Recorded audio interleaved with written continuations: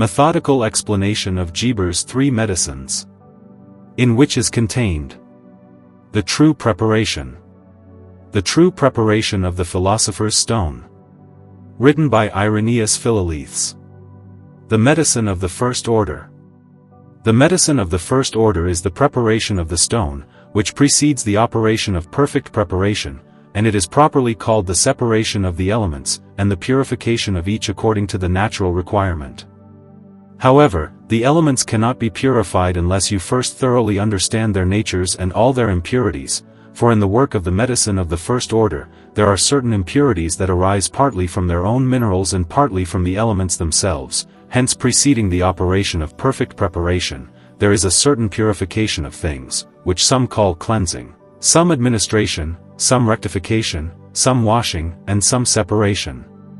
For it separates the purer parts of things from the impure, so that, with the lighter and purer parts successively, with natural conjunction, our perfect preparation takes place, which is effected by the reduction of the moist with the dry immediately and immediately after their preparation. Otherwise the wet would not embrace the dry, nor the body the spirit, if they had not been well washed from their infections by the benefit of the separation of the elements, with calcinings and distillations, solutions and congelations. And Hermes, the prince of this doctrine, hints at this in his secret, when he says, "Separate the earth from the fire, the subtle from the dense." For by the separation of the elements and by moderate digestion and calcination, combustible sulfurous substances are burnt and totally annihilated by the fire and the earth, and the body is greatly comminuted and refined by such digestion, and the waters are purified from their impurities with distillations, and subtly transformed into the nature of air by the lightness of levitation. Hence, it appears that if the corruptible matter is not separated from the stone by calcinations and distillations, always reducing that which was above to that which was below, it would be impossible to purify it. Thus, it is necessary that after the corruption of our composite stone, it is purified from all its infirmities after its separation through the four elements, before mercury is united with the body to begin such preparation, which is the creation or perfect preparation of our stone. Therefore, it is necessary that the stone be divided by the four elements with calcinations and distillations. And this division is made so that the substance of the stone is clean, and so that the whole composition, scoriae or dregs being separated, is pure mercury, which has in it the property of melting and fixing. And we tell you that this separation of the elements cannot be done without dissolution, nor dissolution without putrefaction, which is the corruption of our stone, through which the spirit is mixed in the body, and with its elements, and that is what makes the volatile, as it appears in their separations, and the aforementioned do not well receive each other unless they have first been thoroughly cleansed. For the body does not receive the spirit, nor the spirit the body, so that the spiritual becomes corporeal, and the corporeal spiritual, unless they are first perfectly healed from all infirmity, but when they are so, the body and spirit embrace each other, and the spirit the body, and the bodies are raised in examination, and the spirits are held by the bodies over the fire. Therefore dissolve, decoct, digest, and putrefy the elements in their sum to the end, and after each decoction inter them, so that the separated matter is better purified, and becomes quicksilver in the form of clear water. But if you do not divide the stone, that is, the fifth substance through the four elements, know that it naturally cannot be united, nor joined with the dry body, if each of them does not share in the nature of the fifth essence, for that fifth essence is the mixture of all the elements, and their reduction into one pure substance. Therefore, it is necessary that those elements are well purified from their infections. This is also to be known, that as the body is gross, and the spirit subtle, they cannot be universally mixed unless the body is first subtilized by the spirit through putrefaction, so that the body is equally subtle to the spirit, and then such a mixture is made that the fire does not separate or overcome it if it acts on them continuously for 1,000 years, because they are so minutely mixed, that by no skill, after they have once taken hold of each other, can they be separated.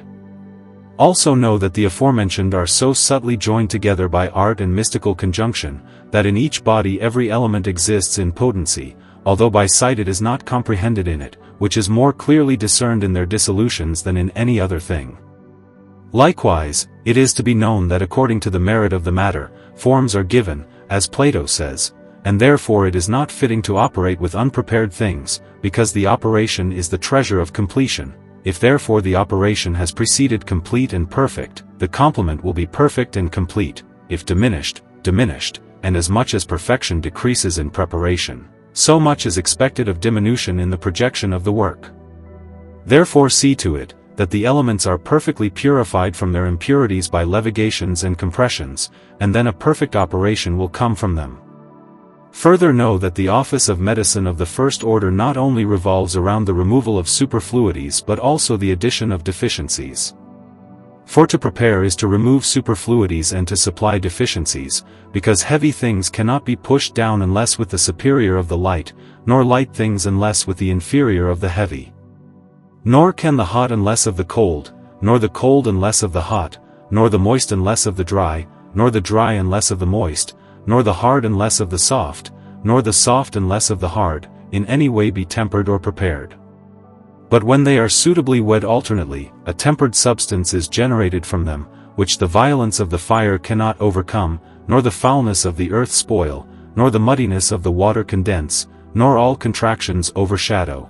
And this also Hermes hints at the end of his aforementioned secret when he says, "As this world was created, so our stone is created, that is made, this is. Just as this sensible world from heavy and light, soft and hard, hot and cold, moist and dry, tied together by a piece of concord by nature, is a perpetual effect, so the stone which I said conquers every subtle thing and penetrates every solid thing is created by our magistery in the same from the same things over the fire perpetually. Also know that the preparation of the aforementioned is perfected by the removal of superfluities and the addition of the absent, by the exercise of the four regimens. The first of these is the reduction to the nature of fire. The second is resolution into water.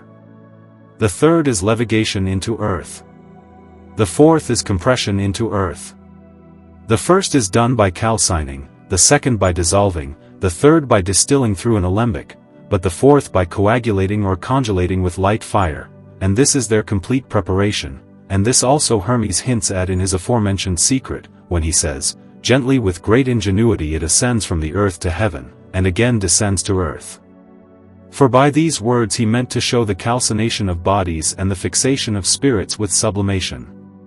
And intending to show the solution, he said, "The earth is its nurse, that is, inhumation is its nurse, and revivifier. For by it, things that were first mortified by calcination, are nourished and revived when reduced to water by washing." Likewise, to show the distillation through an alembic, he said, "The wind carried it in its belly." For when water is distilled through an alembic, it is first levigated by the wind, that is smoke in the air, and is carried from the lower part of the vessel to the top of the alembic, although because of the enclosure it returns again into water.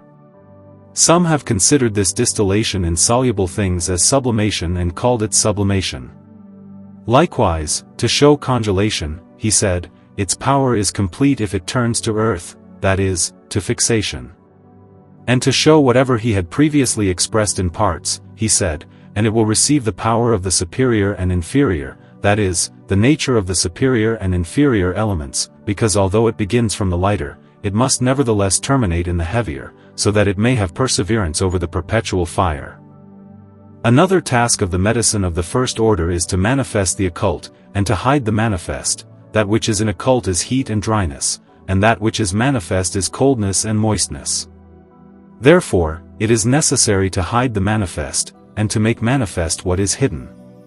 However, that which is in occult, namely heat and dryness, is oil, and that oil is dry, and that dryness tinges, and nothing else.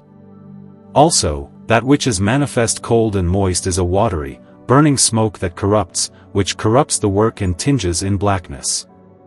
Also, that cold and moist watery and burning is an airy and volatile body, and in it are heat, dryness, coldness, and moistness, another virtue in occult and another in manifest, but in the entire mixture it is of the same virtue and nature. Therefore, it is necessary to have proportion between these, so that cold and moist is equal to heat and dryness, so they do not flee from the fire, because between that cold and moist is a warm and dry particle. Therefore, it is necessary that cold and moist receive the heat and dryness that was in occult, so that all become one pure substance, and then friendship is made between cold and moist and heat and dryness, because heat and dryness have destroyed the cold, moist, watery, and burning, by the will of God and the regimen of fire. And thus, this spirit is transformed into a most noble body and does not flee from the fire. And this body is of the nature of the sun and fire, and is the most precious oil of all occult things, and a living tincture and permanent water that always lives and remains, and is a penetrating and coloring spirit, and is the occult tincture, persevering, ingressing, consolidating, multiplying, aggregating, revivifying, which rectifies and illuminates all the dead and makes them rise after coldness and moistness are destroyed, and heat and dryness are manifested, and do not flee from the fire. Whoever is ignorant of all these things, let him suspend his hand from the work, until he knows them, and when he knows these things, he will rejoice to see his operation completed according to his desire. And finally, we tell you, that if calcination, sublimation, distillation, putrefaction, mortification, widening, rubification, fusion with solutions and congelations were not done in one vessel, and one fire, the things could never be prepared or purified naturally from their impurities. But when they are so, you can by art make the conjunction of male and female, so that they generate a son of the fire, who is so much loved by all the philosophers. And in this conjunction, if you understand me, lies our entire magistery. The theory ends here. Follows the process of the work, theoretically and practically. Hermes the Great says, whoever wishes to progress in this divine science must necessarily know the principles of this art. For those who are ignorant of the principles or doubt them will never reach the desired end. Therefore, so that you do not fall into error in the beginning of the medicine of the first order, due to ignorance of the principles of the mineral elements, I wanted to first advise you of this. Beware not to take from the first, nor from the last, but what is from them, because the first are too simple and the last too gross. If you require an explanation of this by example, consider, if you intend to make bread, do not take that from which wheat is made, nor the wheat itself, but what is made from the wheat. Another example. It is evident that all trees, herbs, and flowers are produced from water and the subtle union of earth. However, if you try to produce a tree or a flower, you do not take the earth or the water, nor even the tree or the flower, but rather that which comes from them, like a shoot or a seed. These, committed to the womb of the common parent earth and nourished by its natural sustenance, called forth by the solar light, emerge in the form of a tree or flower to the surface of the earth in due time. Similarly, our divine art teaches to extract the seed from a more perfect body, which, being infused into the philosophically prepared earth, secretly preserved in its natural seat, and nourished and cooked by due heat, can generate its like in due manner, as a seedbed of virtue. This divine science can also be likened to the generation of man for this reason. Just as the human seed drawn from all parts of a man potentially possesses the virtues of all parts, and is poured into a natural vessel, which is the womb, where it dies, is nourished, sprouts, and by natural conversion is changed from one thing into another, from state to state, until a man is formed according to his number of days, so the seed of this magistery, drawn from all parts of the metallic body, having all the virtues of all metals in potency, is placed in a natural vessel. This vessel is mercury or the vinegar of the philosophers, where it dies, is nourished, grows, and by natural preparation is changed from one thing into another, from state to state, until the philosopher's stone is formed, according to its number of days. These minerals, serving to create the stone and from which the work of the medicine of the first order begins, philosophers call rebes because it consists of two things, namely, from the feminine seed and the masculine seed, that is, from the dissolving spirit and the dissolved body. Hence, Martin says, rebes is a thing of two, joined, but still one. Regarding the dissolving spirit or the feminine seed. This dissolving spirit, or the feminine seed, is one of the principal principles of our magistery. Therefore, it must be deeply meditated upon, since it is not truly natural quicksilver in its own nature, but something else more apt for new generation, which indeed, besides purity, requires a long and admirable preparation, its homogeneous mineral quality remaining intact and unharmed. For if the dissolving spirit is changed from its flexibility or mercuriality, it is prevented from entering our philosophical work, because it has lost its dissolving nature, or if it is turned into a powder of any kind, it is immediately confused and its intrinsic nature is disproportioned, making it useless and prevented from our philosophical work. Therefore, every opinion that alters quicksilver before the conjunction of the metallic species with it is false and vain. This quicksilver, not the vulgar one, is the matter of all metals, and it is like water due to the homogeneity it has with them and receives and assumes the nature of those which adhere to it in cooking. Thus it is of a convertible nature, like celestial mercury, which is of the same nature as the planet with which it is conjoined in the sky. For example, like simple spring water, which by its nature is cold and moist, if mixed with vegetables, assumes another quality, and in the cooking of the mixed thing assumes and takes on the quality.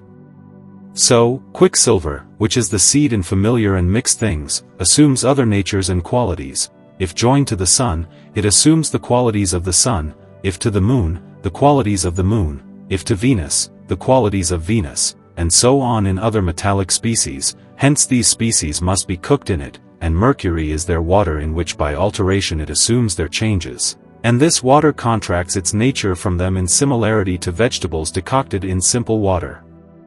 No natural water dissolves metallic species except that which remains in them in matter and form, and that which the metals themselves can recongeal. Nor does water pertain to bodies in solutions that do not remain with them in congelations, and finally mercury, which is the seed, is of this kind. Therefore, bodies are not dissolved by water unless it is of their own species and can thicken from the bodies. Nor are bodies nourished for the generation of the same form, unless the same water remains to preserve the species destroyed by our transmutative body through the art of the work. Nor are perfect bodies ever opened, exalted, or multiplied except by similar water. Whoever therefore dissolves with this divine water, nourishes, and multiplies, will not err, for this nourishing and multiplying, and nothing else in the entire world, is converted into the same species. And just as that water dissolves, nourishes, and multiplies bodies, and conceals them in its womb, so they also congeal it, and what was hard becomes soft, and what was soft, hard, yet the species remains, which are metals and quicksilver. Whoever therefore knows the art and the secret of making the aforementioned divine water, indeed reaches the secret of truth and art, which is to dissolve species and extract natures from natures, which are effectively latent in them. But how can someone find the truth who destroys the moist nature of quicksilver, like fools, who spoil its nature with salts, vitriols, and other corrosives and foreign things, destroy it, and change it into something other than the nature of quicksilver? For they attempt to complete what nature, sagacity, and clemency constructed by violating and destroying it, undoubtedly destroying it for the effect of the work. For if they divide or obstruct the homogeneity of mercury, it is utterly useless for our philosophical work, that is, of the metals. They also err who think to extract a limpid transparent water from natural quicksilver and to work many wonders from it. But if they perfect such a water, it would nevertheless be of no use to the work, nor to its nature and proportion, nor could it restore or build our perfect mixed metallic matter. But what it is, take it. On the definitions and properties of dissolving mercury. Dissolving mercury is that by which metals are dissolved naturally, and their spirits are brought from potentiality into actuality. According to this definition, it is demonstrated that the dissolution of metals should not be done except with the aforementioned principle. For whoever dissolves otherwise or with something else dissolves in vain. Or thus, dissolving mercury is that which makes the material of metals most bright and clear, like changing metals, cleansing them, and is that which extracts the latent nature from perfect metals. Or thus, dissolving mercury is a dry vapor, not viscous, of much acidity, very subtle, easily escaping the face of the fire, having great power of penetration and dissolution, dissolving mineral bodies, and in its making and preparation, besides the continuous labor and length of time, is very dangerous. Therefore, beware for your ears, eyes, and nose. The making of dissolving mercury surpasses the greatest secret of nature, and unless it is revealed by divine means, or by the artisans themselves, or shown in the work itself, it can scarcely or never be extracted from books. If the making of dissolving mercury were known to the studious of philosophy, another mercury of the wise would not be sought, nor another vital metal water and mercurial, nor another water of the stone, because dissolving mercury contains all these in itself. Dissolving mercury before legitimate preparation is not the philosopher's mercury, but after preparation it is named the mercury of the wise, containing the true method and way of extracting from the dissolved body all metals, and it is the beginning of the medicine of the third order. Whoever uses natural or sublimated or calcined or precipitated mercury instead of dissolving mercury for completing the philosopher's work is mistaken and greatly deceived. Natural mercury, before legitimate and philosophical preparation, is remote from the work. Natural mercury, prepared philosophically, is considered for the philosophical menstruum and dissolving mercury. Dissolving mercury by itself contributes nothing to generation. Dissolving mercury arises from and participates in two elements, namely earth and water. Dissolving mercury is the earth element, to which a grain of the sun should be introduced. Dissolving mercury corrupts the sun and resolves it into mercury, making it volatile. Dissolving mercury resolves the sun into water in its own form, that is, into running mercury, just as it is itself. Dissolving mercury is transformed into the sun or moon, hence it can ascend higher, be exalted, and be made equal to all the mercuries of metals. Dissolving mercury attracts the souls of all things to itself, cooks, and captures them. The doctrine of the philosophers is predicted, that we must necessarily irritate nature, therefore, if dissolving mercury is dry, solution is in vain. The feminine seed of the stone should be taken in a form similar and close to metals, which comes closest to metals. It is extremely necessary to take the seed of the philosophical medicine which resembles dissolving mercury. Dissolving mercury is the feminine seed and menstruum of all metals, brought to this state by the art of a good operator. For by the operation of the medicine of the first order, it receives and passes through the qualities of all metals up to the sun.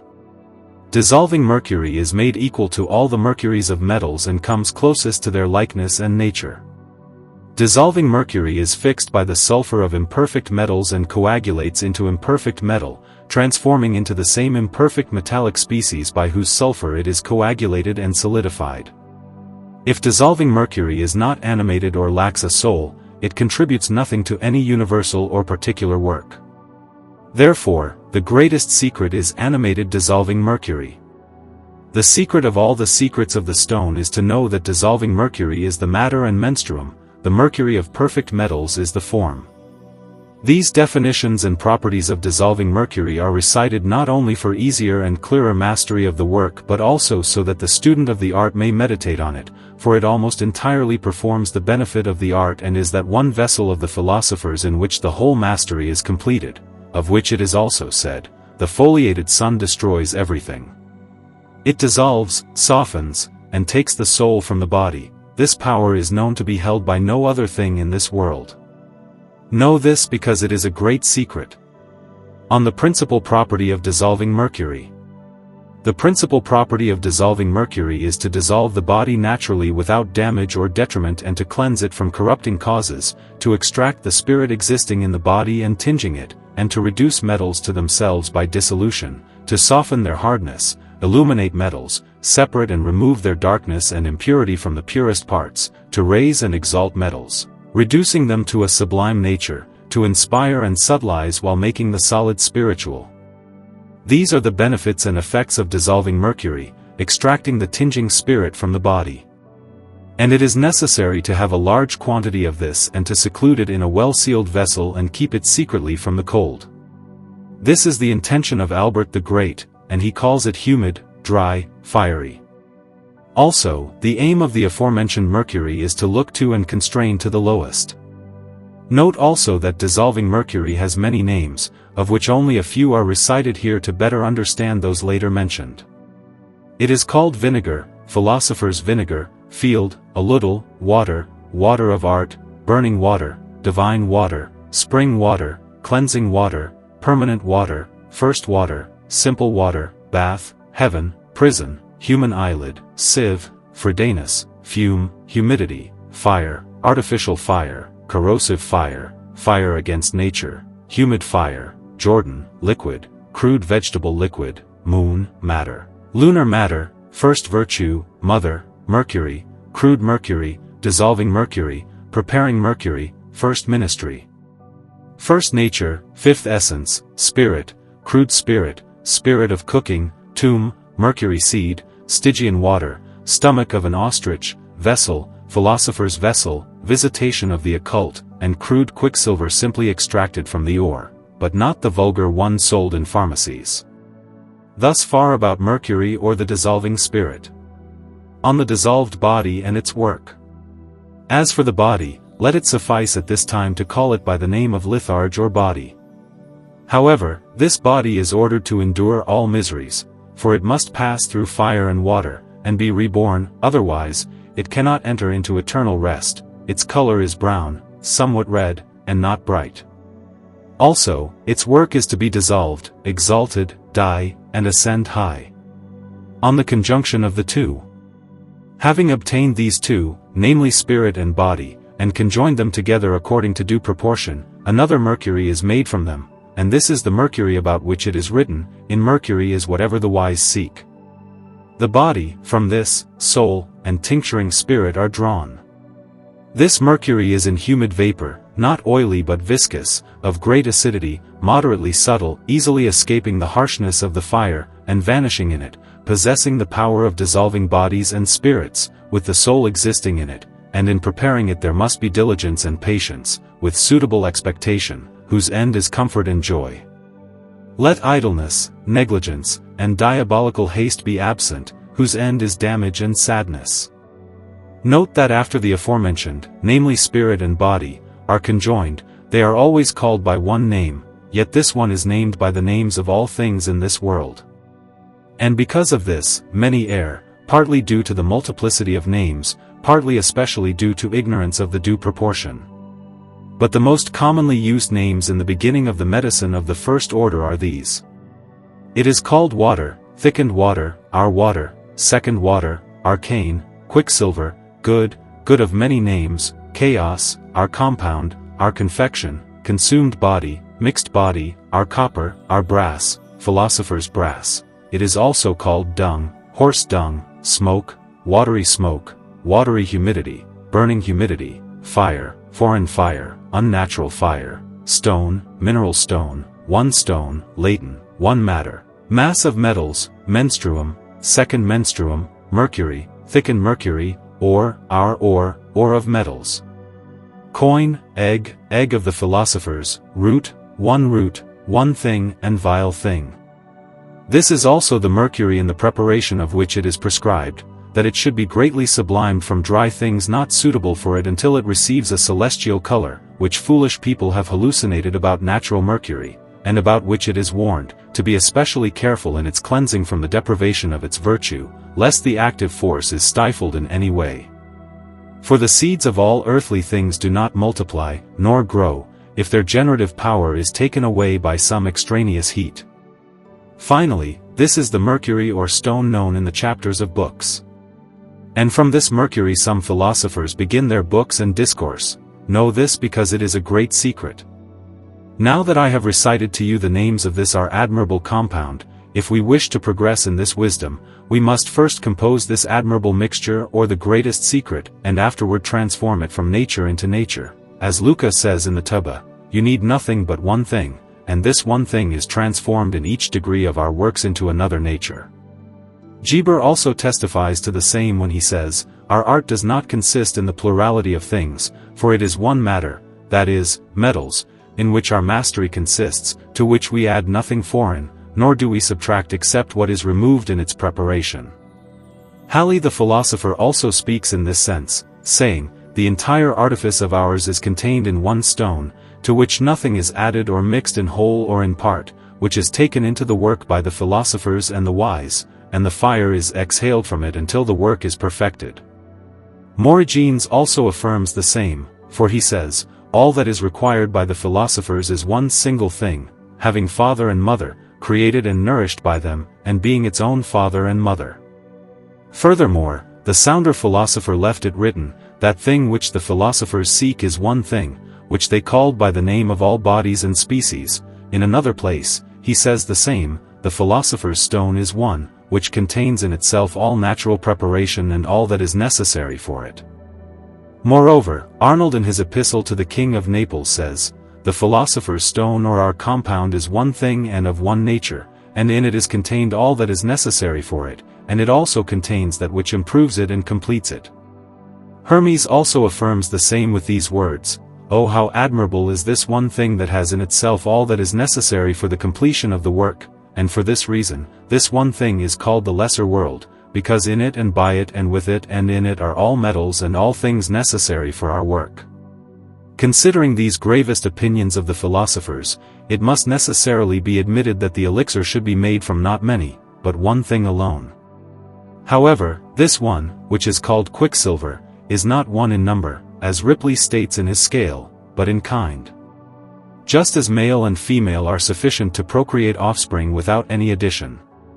From the above, it can be gathered that our stone is composed of two things, which suffice for the sought medicine.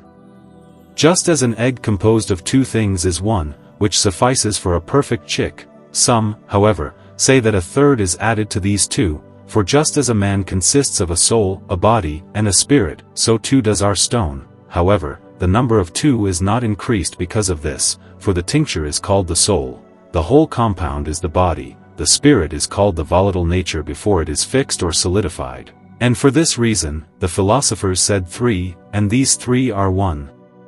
And in one are three, body, spirit, and soul are one, and all are from one. And if anyone errs from that one in the beginning, he labors in vain. The tincture is called the soul, the whole compound is the body, the spirit is called the volatile nature before it is fixed and solidified. Demogorgon. 401, chapter 523. Finally understood by the philosophers that our stone after composition or conjunction is one thing, and that this one thing according to Luca must be changed from nature into nature, namely, from coldness and humidity into heat and dryness.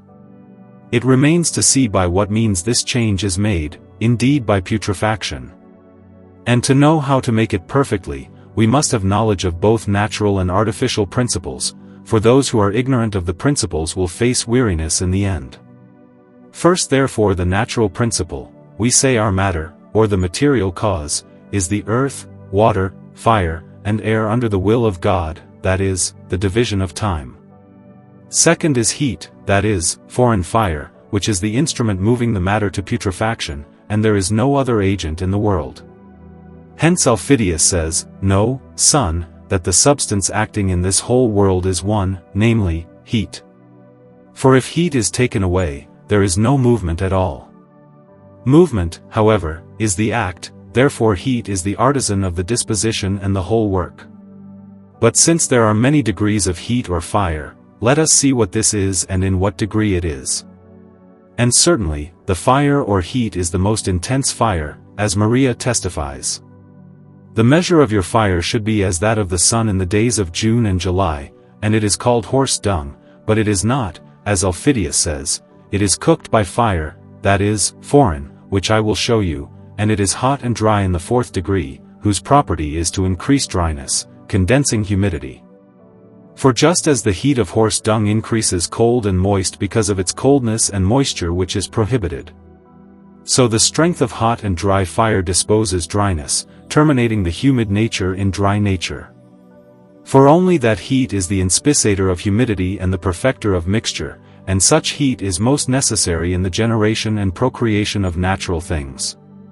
However, no other heat in the world is like this except natural, which is the heat of the sun in the bowels of the earth. Having seen the natural principles, let us see the artificial ones. The artificial principles are two main instruments in which this putrefaction is perfected. The first is the karaha. The second is a little, that is, the horse's belly, in which the matter must be placed. Of which Vincentius says, the solutions of bodies and spirits have many instruments. One is called the horse's belly and consists of two vessels, one of which is the a little, in which the matter is placed, and it stands in the furnace and is nourished by the fire from below so that it boils. Avicenna says that these dispositions cannot be made except in a known double vessel, which vessel is the horse's belly above named. Also, since definition signifies altogether what the thing is, let us see what putrefaction is, so that we may better understand it. Putrefaction is the substantial corruption of humidity, due to the lack of natural heat, with the foreign artificial heat acting externally. Note, foreign artificial heat acting externally, for this foreign heat is the instrument acting, superimposed on putrefaction causing humid corruption.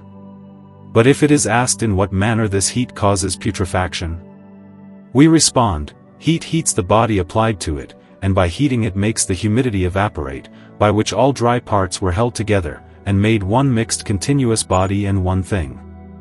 And thus heat corrupts and putrefies the thing itself, because the body which was continuous by reason of humidity, by reason of the same exhaled, becomes discontinuous and no longer persists in the substance of the mixed continuous body, as seen in wood placed in the fire.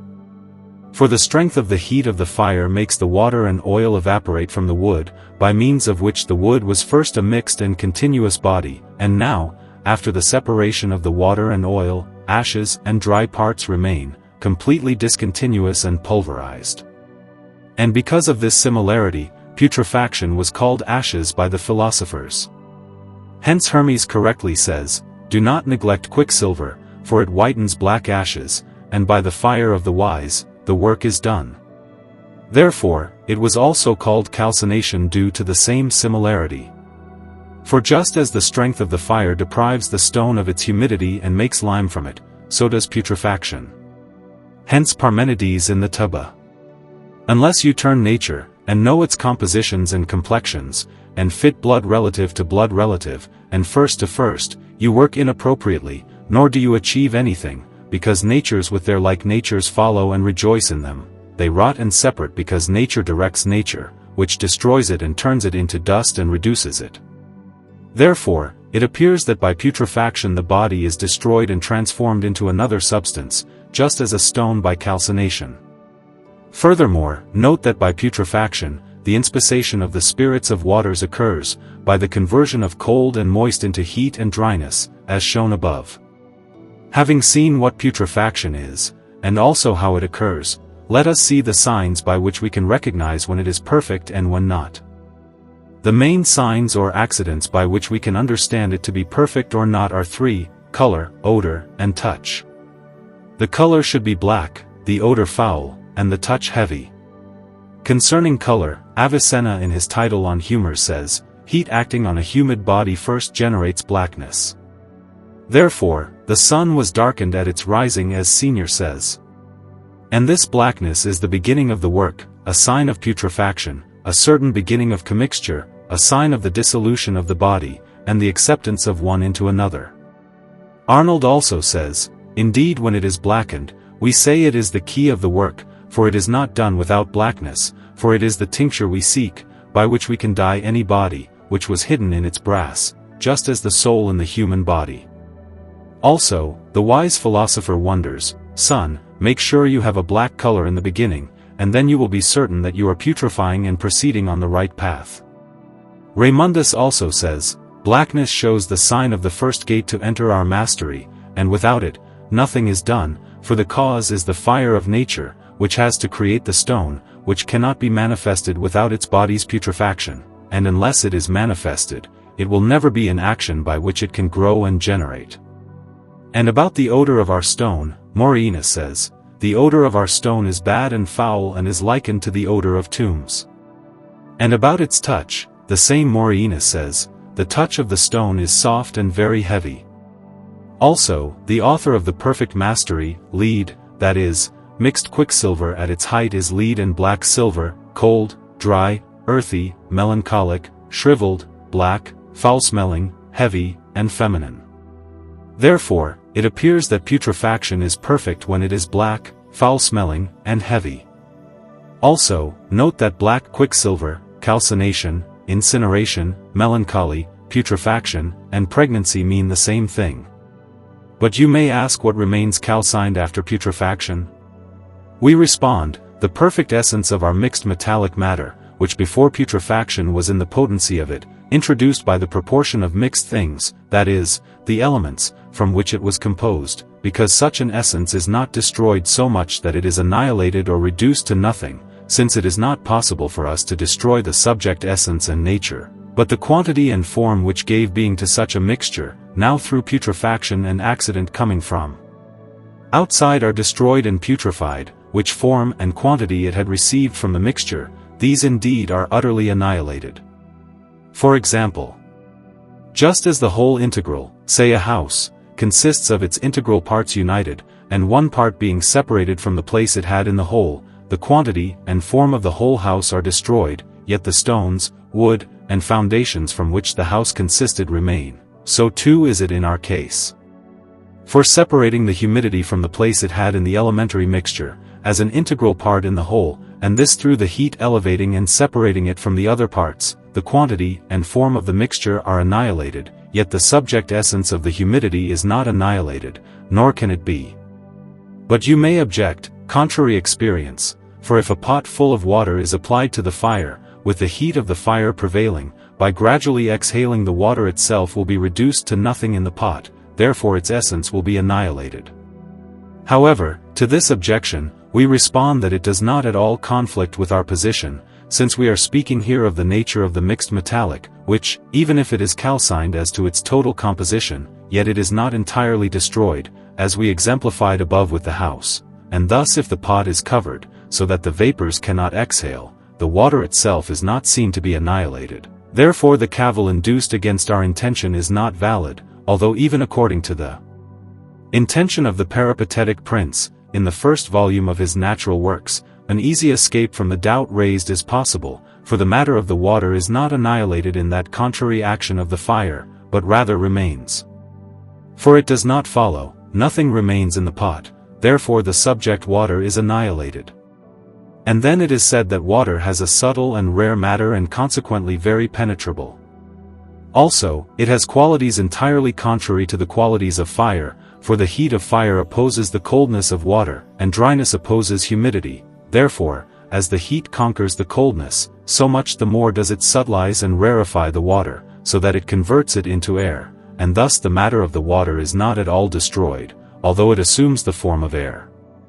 For air is generated from the heat of fire and the humidity of water, and earth from the dryness of fire and the coldness of water.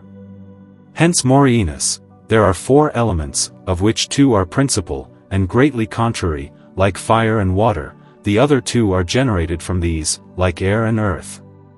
This same thing is most clearly declared by Albertus Magnus in the book Perigeneus.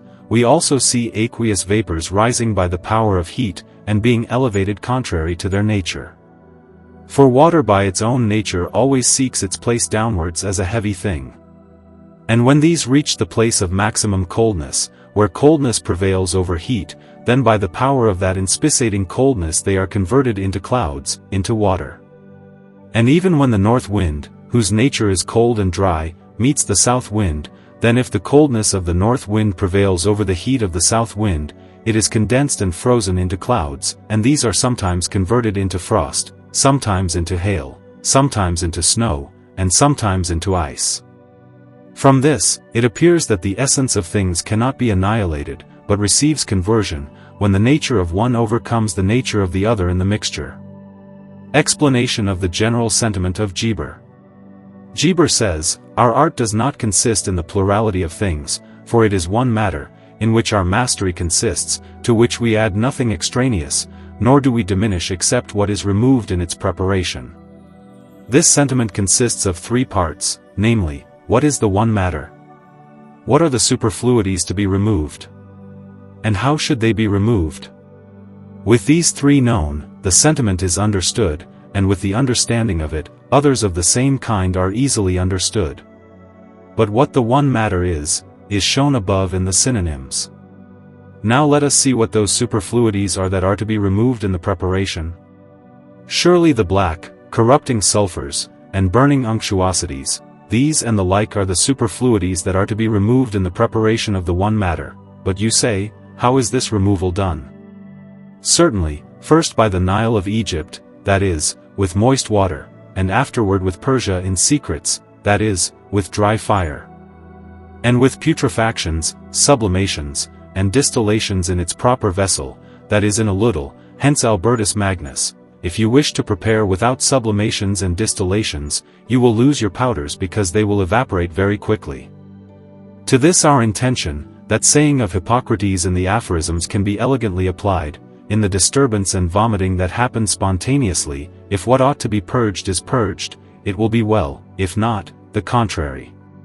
We transfer this as follows: in the disturbance of the belly, that is, putrefactions that happen in a little, and vomitings that happen spontaneously, that is, sublimations and distillations that happen in karaha, ascending upwards, just as vomit, if what ought to be purged is purged, it is well, if not, it is bad.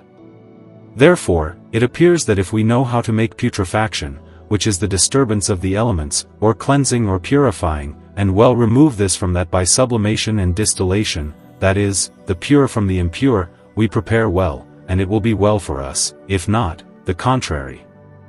And note that a fixed part adheres with the dregs, which can never be separated from them by any kind of skill, since it is entirely fixed with them. But you may ask of what color this one matter should be after the superfluities are removed. Indeed, of white color. Hence Hermes in his allegory says, "Know, seekers of rumors and sons of wisdom, that the vulture on top of the mountain, stretched out on the peak, cries out in a great voice, saying, I am the white of black, the yellow of white, and the red of yellow, I am truly truthful and do not lie. Therefore, note the white of black, for we extract the white from the black." Aufidius also testifies to the same, saying, "Quicksilver which is extracted from it, that is, the black body, is moist white, cleansed from the crusts, lest the work perishes." The same also about it, "Know, son, that this stone, which is the material or root of the art, about which all the wise have spoken, is quicksilver, and it is a certain quicksilver of white color and more shining than a mirror. Therefore, this white quicksilver, extracted from the subtlest blackness, is the philosophical mercury tinged with its white and red sulfur naturally mixed with it in the ore, moderately prepared, simply perfect, left to the discretion of the artificer, until perfect completion. And concerning this quicksilver, the Rosary says, "This is our most noble mercury, for God has never created a better thing under heaven, except the rational soul." Plato also, "This is our material and our secret. And it is the water that whitens the Indian stone, as Maria says. This thing is the water that whitens the Indian stone, that is, the Indian, and this water is living water, which is called mercurial, as all affirm. And it is the wise man's quicksilver, that is, quicksilver with white sand purified 7 times by fire and water, and coagulated from quicksilver, about which Hermes said, Keep this coagulated quicksilver, that is, purified, which is in the innermost chambers where it is coagulated. For this quicksilver is from the heart of Saturn, and is the secret of school, and is called residual earth. Also Solomon, this quicksilver is like a bride adorned for her husband, to whom power, honor, virtue, and the kingdom's empire are given in her hand, having a crown on her head adorned with the rays of 7 shining stars, and in her clothes is written in golden letters, in Greek, barbarian, and Latin, I am the only daughter of the wise, entirely unknown to fools.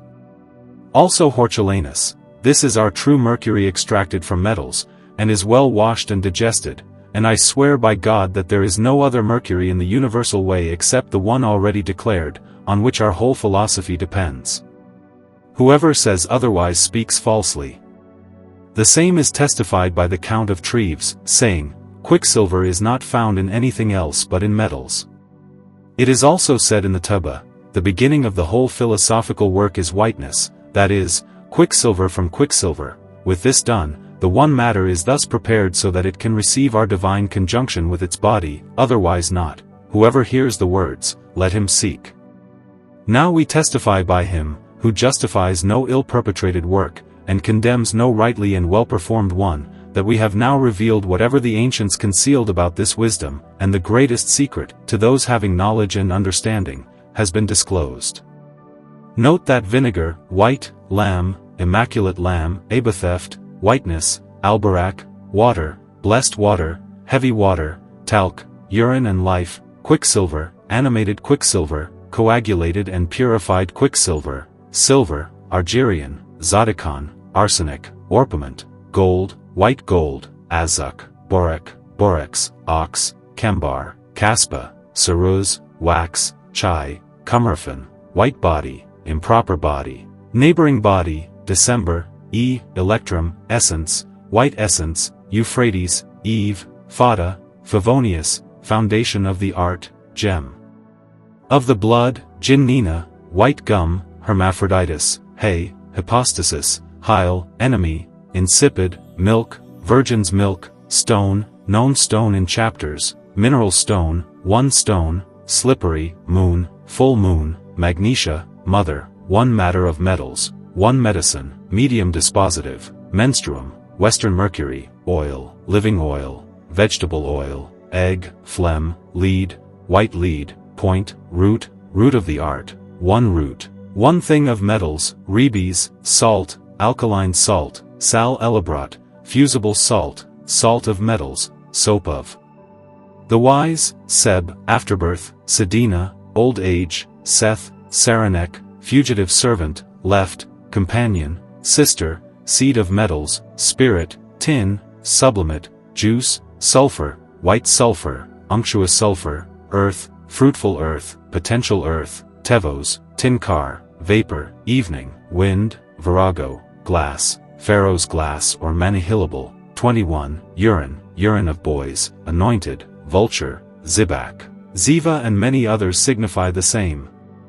Moreover, note that the removal of the superfluous in the aforementioned opinion of Geber, the words are equivocal, because they also mean that which is superfluous to the work, which is most useful for the work, and for this reason, we call it the most useful superfluous, which, however, must be removed at certain times.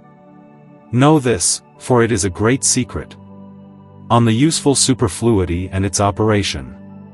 Useful superfluity is the oil or limosity of the body floating on the menstruum after its dissolution, and it is necessary that the body be converted into oil, for if it is not converted, it will remain solid in itself, and what we seek will not happen, and it will follow the privation of all the principles of this art. Knowing by definition what useful superfluity is, to better understand it, let us see its operation through the philosophers. The Rosary says, "Whoever wants to enter our rosary and see and have both white and red roses without that vile thing, that is, without the moist black superfluity, with which our reference refer, he is likened to a man who wants to walk without feet, for without that vile thing the precious is never perfected." However, this vile thing the philosophers have honored and called it stone and not stone, and named it by all names. Genesis first, the divine spirit moved over the waters, and the beginning of generation from it. The same, a vapor rose from the earth which irrigated its entire soil, I mean its own. Also, Astinus and the Tubba, take the same black spirit, seated in the clouds, and with it, destroy and crucify bodies until they are altered to your pleasure. The same, that spirit is wholly fiery, and cleansing by its fiery nature, dividing all bodies with their equals. Also, Hermes, the same black spirit is the restorer of the soul to its body and the reformer of the whole work, and everything we seek is from it. Also, senior in the epistle of the sun and moon, the water I mentioned is a thing descending from heaven, and the earth with its moisture receives it, and the water of heaven is retained with the water of the earth, and the water of the earth, due to its service, and its sand honors it, and the water is gathered into water, and the water will retain the water, and it will be whitened with albira and astuna. The same, that black spirit is the restorer of the soul to its body, which revives after its death, and through it, there is life after there is no longer death.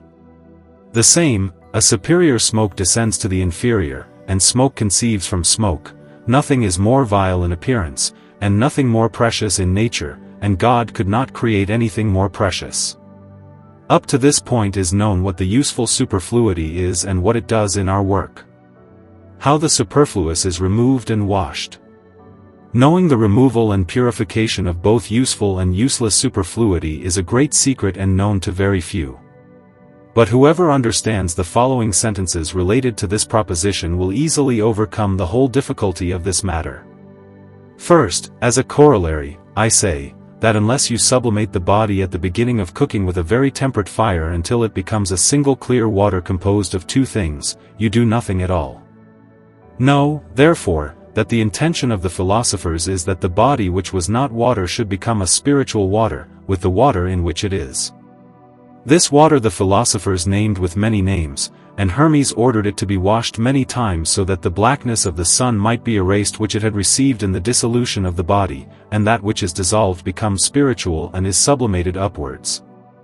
Hence the philosopher, by light exhalation, the spirit and the tincture hidden in the body are called up and carried upward, and when nothing more rises, know that the whole body is dissolved. When you see the water fixed without any ascent, know that the body is dissolved, and then do not care what kind of fire it is. It is better to rule with patience until the spirit and body become one, thus the corporeal becomes incorporeal and the incorporeal becomes corporeal. Sentences. Canellus the philosopher on the removal of the superfluous says, when the philosophers saw the blackness of the water approaching, they knew the body was partially liquefied, then they ordered to impose their vessel again and cook until the stone becomes shining, having a splendor, which seen, you have the greatest secret. Zenobam the philosopher says, and Luca in the crowd, the intention of the philosophers is that the partially dissolved body in black powder passes through the water, so that the whole becomes something indivisible, then the vapor contains its own matter, water, just as nature appropriates its own, hence the philosophers shout, nature rejoices in nature and delights, nature overcomes nature, and nature seeks nature, desires, conceives, and embraces, nourishes, renews, strengthens, and contains, teaching it to fight against fire. Our Ripley, speaking of these natures, says, that one of these, which remains at the bottom, is earth, and the other which rises from the earth is heaven. He says, repeat heaven over the earth so many times until the earth becomes heavenly and spiritual, and heaven becomes earthly and joins with the earth. Therefore, you must join two natures, namely, superior and inferior, until you draw the natures to yourself and it becomes a most lucid and clear thing, which shines and is illuminated after it has been accommodated in its great and most excellent perfection. Also, Alphidius on the removal of the superfluous says thus, return the coal to its water to be extinguished in it, and the conception of things will be at the bottom of the vessel, and it will be like a turbid mud, which by putrefaction is the beginning of coagulation.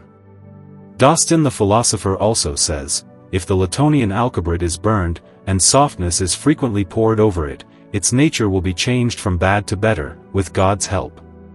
Also, Bassan in the Tuba, return the sweat to it which it ejected, and again give it to death, and establish rest for it, being careful not to flee.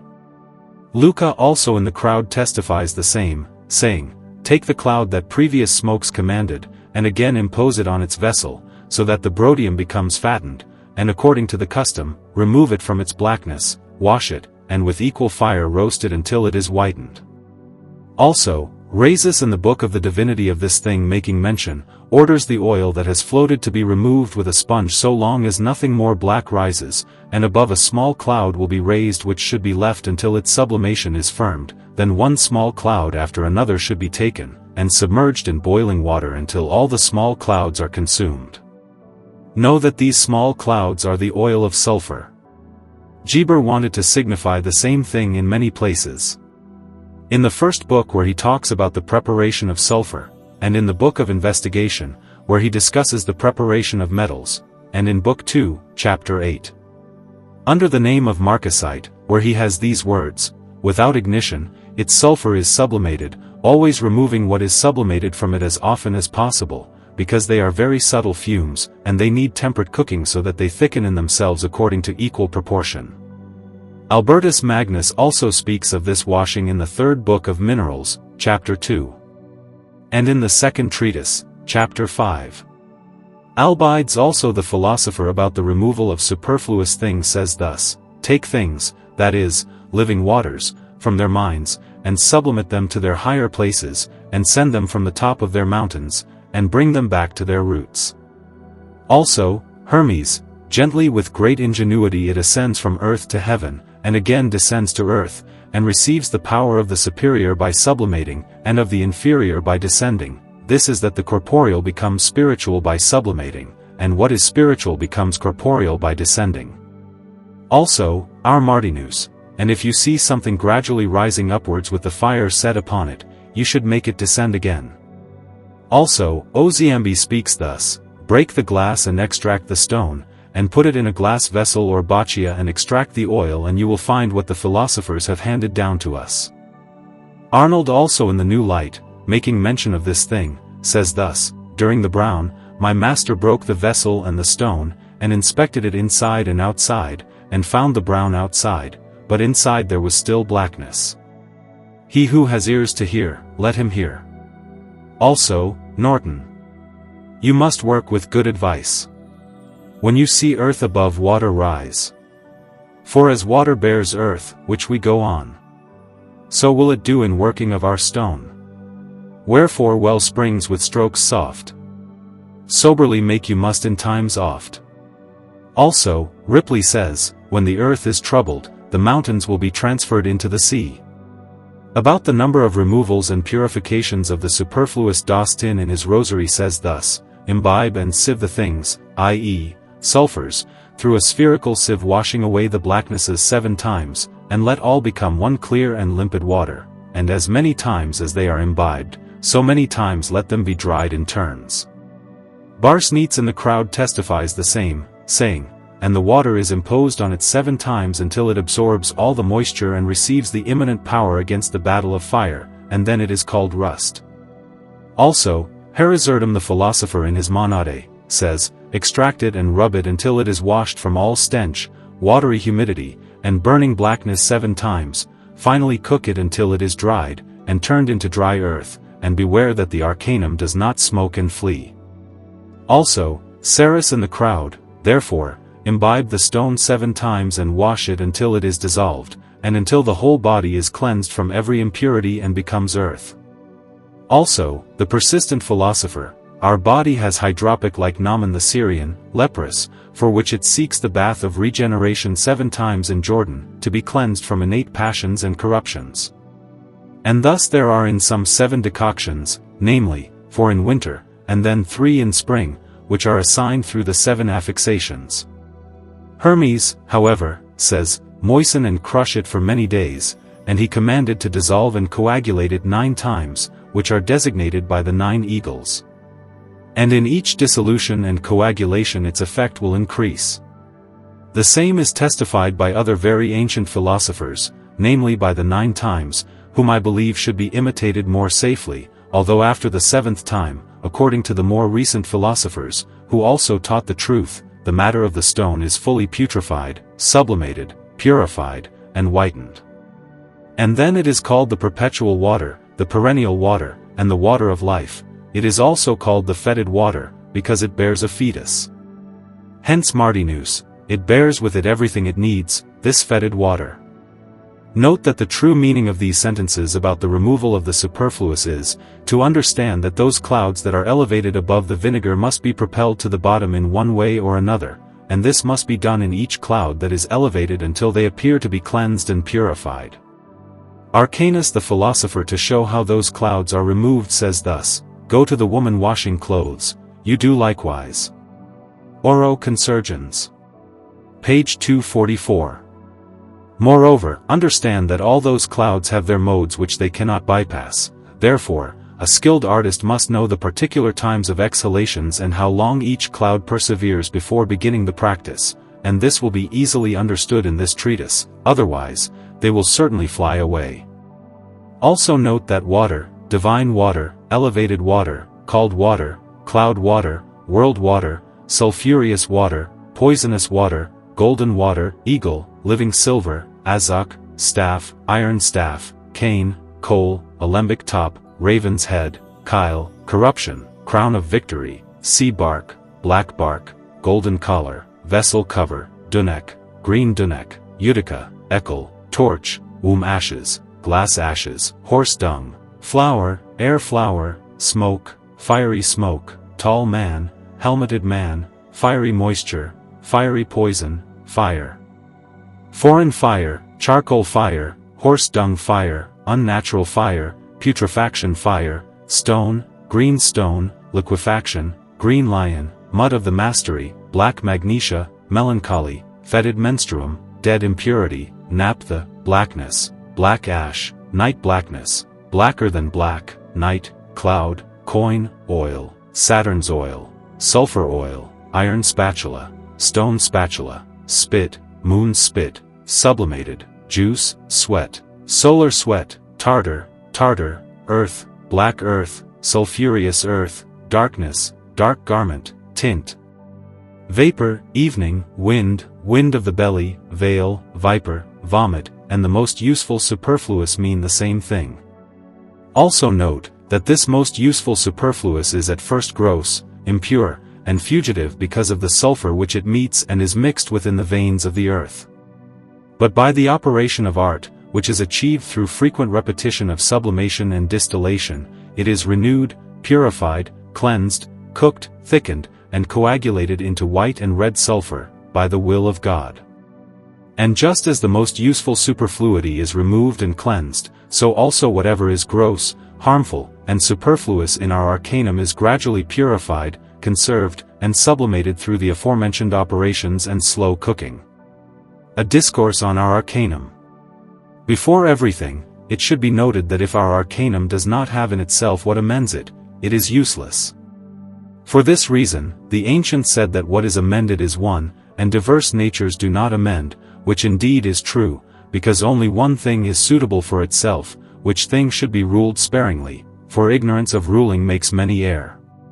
Do not care for the plurality of things, nor for those things that the philosophers put in their books and enigmas, for the nature of truth is one, which the naturals called one, in whose womb is hidden. We indeed call this hidden thing the sun, which we honor, because without it our arcanum is not amended. And yet this sun is neither seen nor known, nor perceived except by the wise. Note that this sun, which amends our arcanum, does not by itself alone perfect our tincture, because it has not yet reached the subtlety to tinge due to its density and grossness.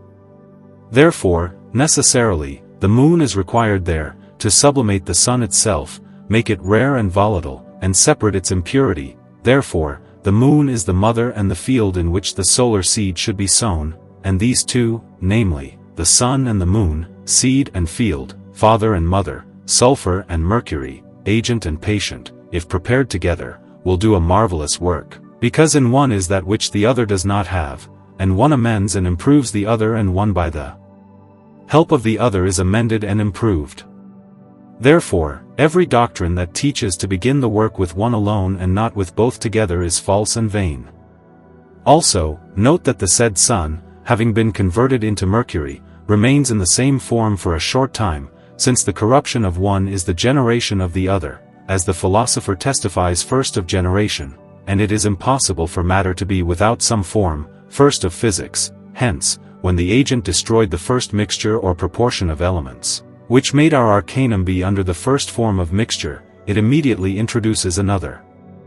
And what is that form in our proposition?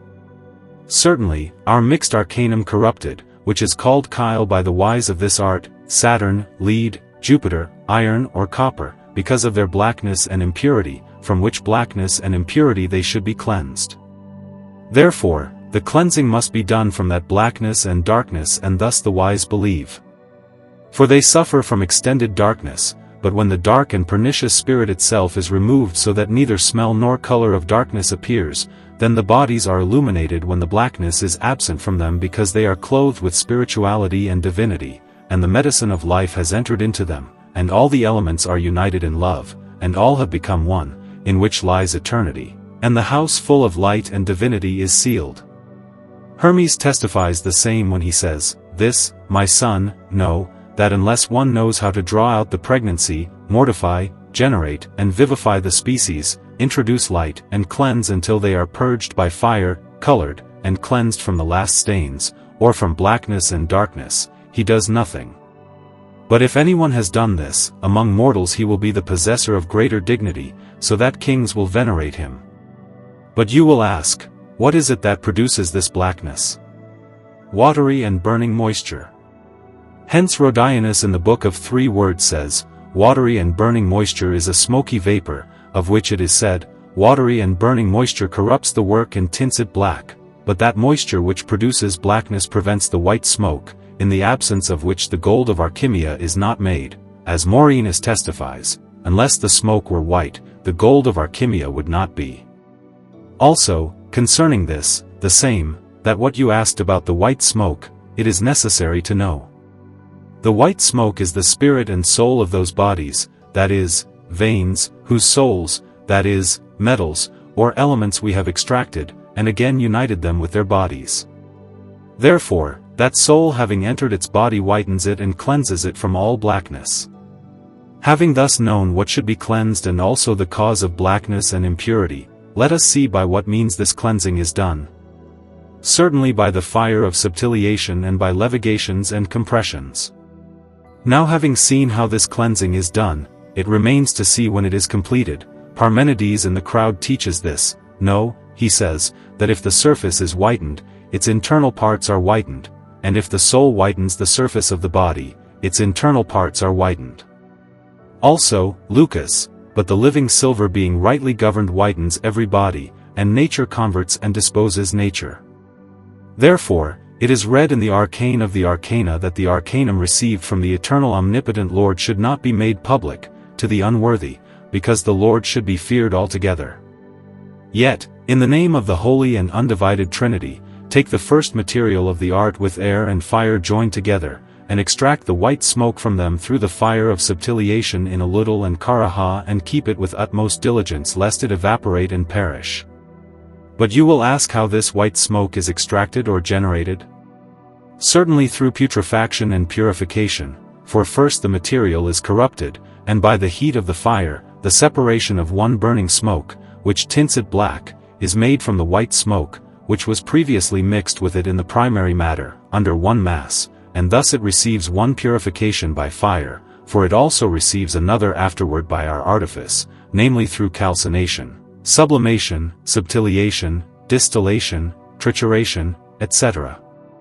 Now having seen the extraction of that white smoke, which is done by separating the burning smoke from it, in putrefaction and purification, let us see what should be done next. Hermes says, when that smoke has been purified and whitened, then it will be fit to be joined with its soul, otherwise not. Hence Morainus says, if anyone extracts the soul, that is, the silver or gold of God from the bowels of the earth, that is, of our transmutatory body, and makes it ascend upwards, that is, in the purified living silver, and cleanses and whitens it from all blackness and foul smell with even warm water, and then joins it with the body, that is, the oil of glass, first however sublimated and whitened, and mortifies it by the change of place, he will see the greatest marvels in the world. It should also be known, that in our arcanum, just as in any body, there are three dimensions, namely, height, width, and depth, as the philosopher testifies first of heaven. The height of our stone at all times and in all work is that of the body which manifestly appears and first meets our sight. For example, the body of our art in its first disposition through putrefaction is black, and thus it appears to our sight, and we say it is cold and moist, as Rhodianus affirms, our stone in its first disposition is cold and moist, because it is aquatic, and water is cold and moist water flows. Therefore I swear by the God of heaven that it is true, and such disposition is called the height of the body, or the manifest. Note that everything manifest, there are many in our body, has its hidden contrary. The width of our stone is that disposition by which it is passed to the depth, which is our medicine. And it is the life of height and depth, as a medium between two extremes or contraries, through which one reaches the extreme. And it is said about this, that it is impossible to pass from one extreme to another without a medium. The philosopher testifies sixth of physics, for it has been said above, that our stone in its height is of a cold and moist complexion, which if we want to make it pass to the dispositive medicine, it is necessary that one quality is destroyed in it.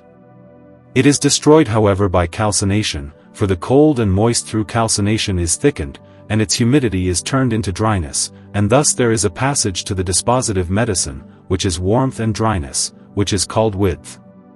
However, nature receives coldness from the cold and moist, and dryness from the hot and dry, and it becomes earth. Then through excessive heat, if any humidity remains in the stone, there is a passage to the contrary, destroying coldness, and introducing heat, which disposition is called depth, or the hidden of the stone. And this is well seen in the book of the perfect mastery in the part called iron, that is, sulfur. Red in its height is warm, dry, fiery, choleric, red, sharp, odoriferous, masculine. From the aforementioned, you will be able to see how our well-disposed stone is transubstantiated from disposition to disposition until it assumes the form of perfectly active gold tincture. Furthermore, it should be noted that the major part of the wise begins to speak about this red body, like Aufidius about the Monera, who says red sulfur. And according to Lucas, masculine when he says take marthek and whiten it, etc. He promulgated the masculine, and we could bring many other wise men into the same opinion, whom we omit for brevity's sake.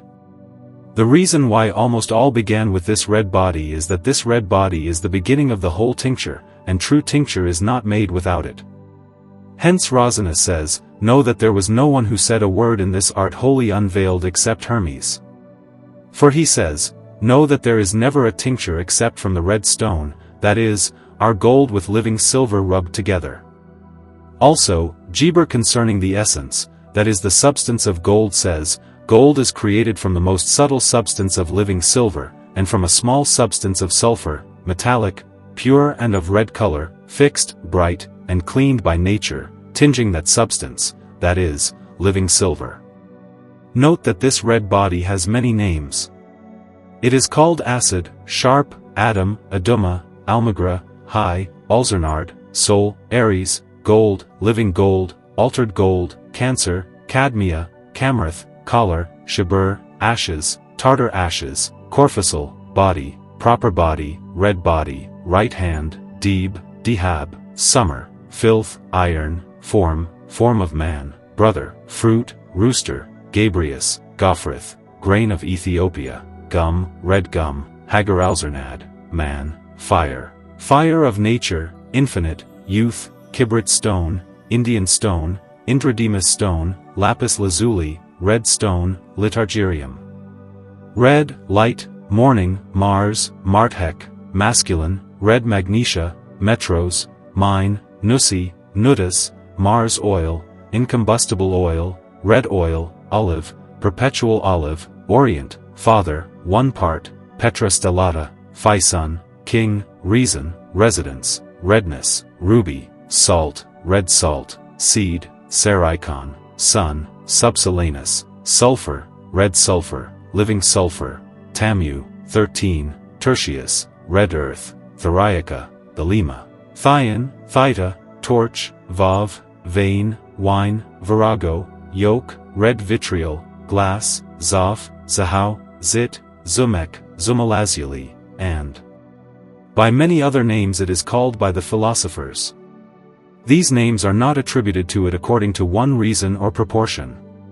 For the wise who called it acid, sharp, Adam, summer, Almagra, high, soul, Aries, gold, cancer, camerath, collar, ashes, tartar ashes, proper body, corpuscle, Deb, Dehab, form, brother, fruit, rooster, Gophrith, man, youth, Kibrit, Indian stone, light, morning, Mars, marthek, masculine, metron, mine, nussi, nudus, olive, orient, father, reason, salt of urine, sun, tertius, thion, wine, glass, and zoph, said this because of its altered complexion, for all these are of a warm and dry complexion.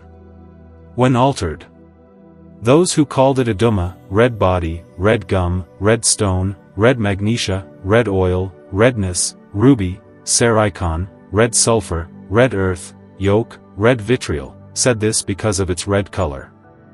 Those who named it iron, incombustible oil, Mars oil because of its inability to fuse, that is, hard, said this, for when this red body is deprived of superfluous humidity, which made it flow, and it is necessary that a dry body does not flow, therefore they called it iron, because iron is said to be more fixed than other metals.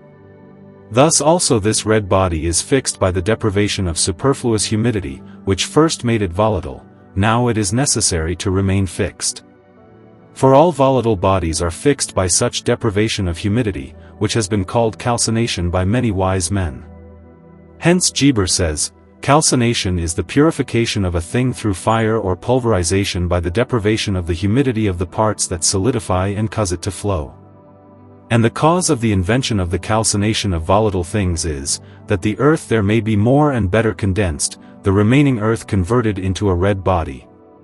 Also, Geber concerning this red body, that is gold, says, "Gold is the most precious form of metals, and it is the tincture of redness, because it tinges, transforms, and illuminates every body, for it is alum and the true tincture, and the perfection of the whole divine work, which God grants especially only to the elect, the anointed, the lords of things, and the wise, and worthy men, liberal and free, to whom be honor, praise, and glory." Another explanation of the three dimensions. Some philosophers expound in this way so that you may better understand the three dimensions. The extremity of our stone on one side is mercury, on the other side is completed elixir. The middle are imperfect bodies, or sick ones, some of which are more purified, cooked, and digested than others. Therefore, there are two highest extremities in our stone, namely, excessive crudity, and excessively exquisite cooking. These middles, as said above, are imperfect bodies or sick ones, which you can preserve and restore to health, and mortify all their sicknesses if you know how to reduce them from potentiality to act, and join and disjoin the flowers of the tree and leaves by solution and coagulation. About imperfect bodies, and their preparations. First, as a corollary, I say that nature, in the beginning of its origin, intends to make perfect bodies, but cannot due to Venus, corrupted Mercury mixed, or due to foul earth. Just as a child contracts illness and corruption from the corruption of its mother's womb by accident, although the sperm was pure, yet the child becomes leprous and impure due to the corrupted womb. And so it is with all imperfect bodies that are corrupted by Venus and foul earth. Proof of this is that all bodies are generated from Mercury and Venus. Imperfect bodies are called media, and are abortive, which do not have the term of their perfection, like those born in menstrual, undigested, and corrupted places, suffer from the disease of leprosy in their bodies. However, they differ among themselves, according to the greater or lesser distance of one from the other, which they receive in their births, both by nature and by art. Therefore, after imperfect bodies are extracted from their thickness and converted into a subtle, impalpable spirit, they can be prepared, subtilized, purified, and improved, with the due fire always operating, by the following methods. Imperfect bodies, of whatever kind they are, have foreign humidities, and combustible sulfuriety, generating blackness in themselves, corrupting the bodies themselves. They also have an impure, foul, and combustible earthiness, too gross, hindering ingress and fusion. These and such are extraneous or superfluous in these aforementioned bodies. And because these extraneous things accidentally come upon these bodies, and not radically, therefore the removal of accidents, as Geber says, is possible. Therefore, it is necessary for us to remove all extraneous accidents from the aforementioned bodies with our artificial fire, only the substance of mercury and radical sulfur remaining. And this is the complete preparation and perfect purification and subtilization of imperfect bodies, or of our pure remaining substance. Another mode of preparation in general is here.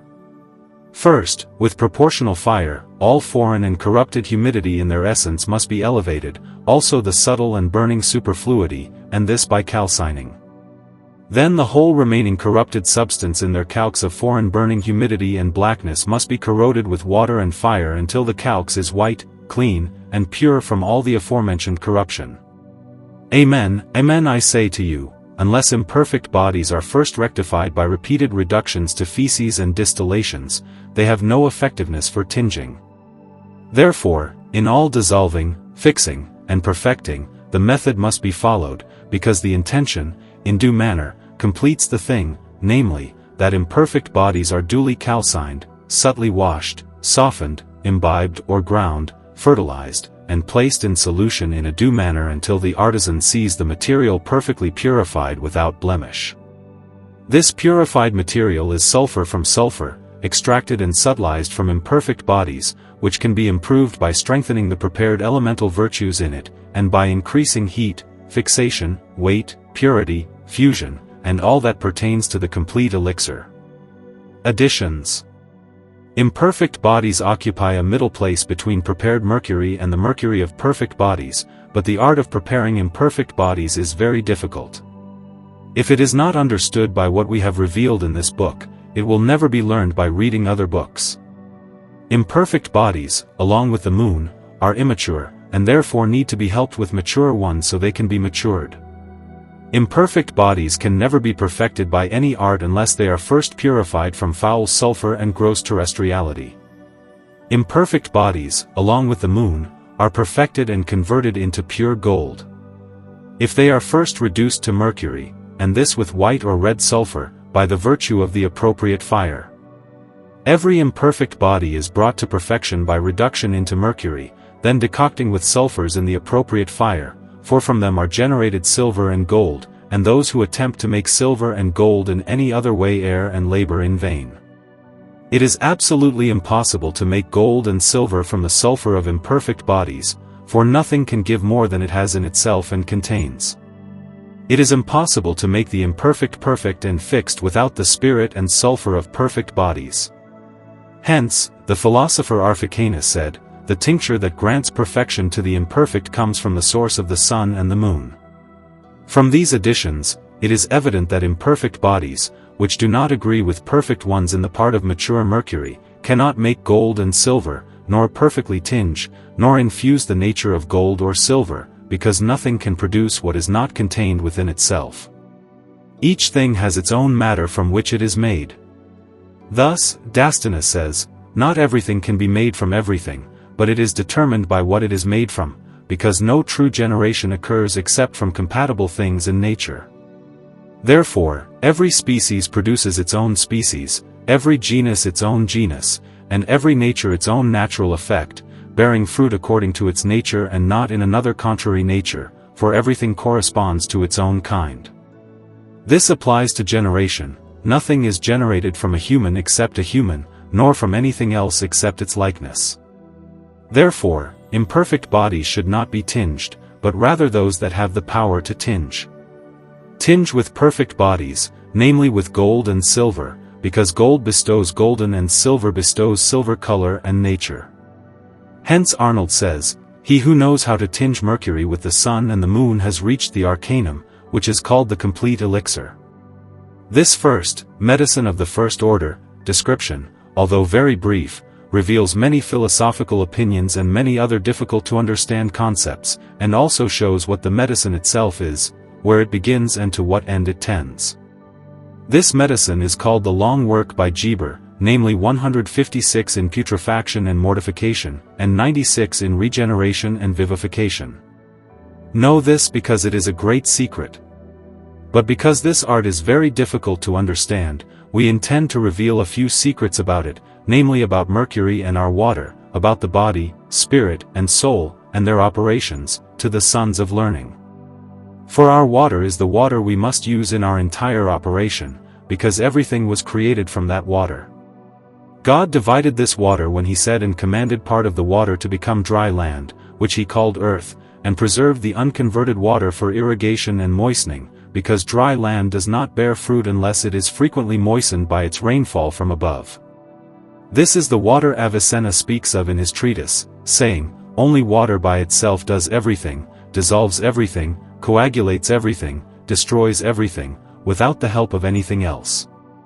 Also, John Dostin speaks of this water in his Rosary, saying, "Our water must be divided into two parts, one part coagulates the body, with 7 imbibitions and coagulations, and the other part putrefies and liquefies, so that the fiery water may be vomited." Another description of the medicine of the first order. To achieve the greatest secret, we must follow nature in the preparation of our admirable mixture. For as Geber says, it acts by itself. Therefore, we must know 3 things: what nature is, how many natures there are, and how nature operates. According to Aristotle in Book 2 of Physics, nature is defined as, nature is a principle and cause of motion and rest in that in which it exists primarily and by itself, and not according to an accident. Also, according to the author of the Perfect Mastery, natures, or primary qualities, are 4, namely heat and dryness as in fire, heat and moisture as in air, moisture and coldness as in water, coldness and dryness as in earth. However, all these mixtures are unequal, and none of them is what we seek. For we seek the equal, which Dionysius says, the equal mixture is one when it is said to be a body with balance and health.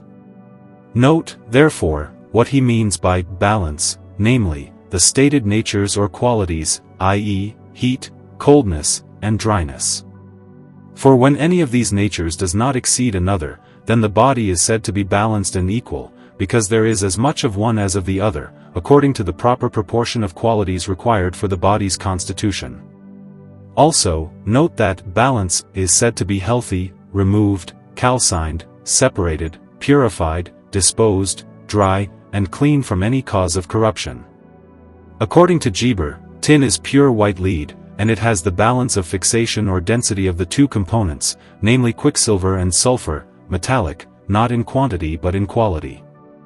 Therefore, sulfur does not exceed quicksilver in action, nor does quicksilver exceed sulfur in passivity, since there is an equal proportion of measures in white lead.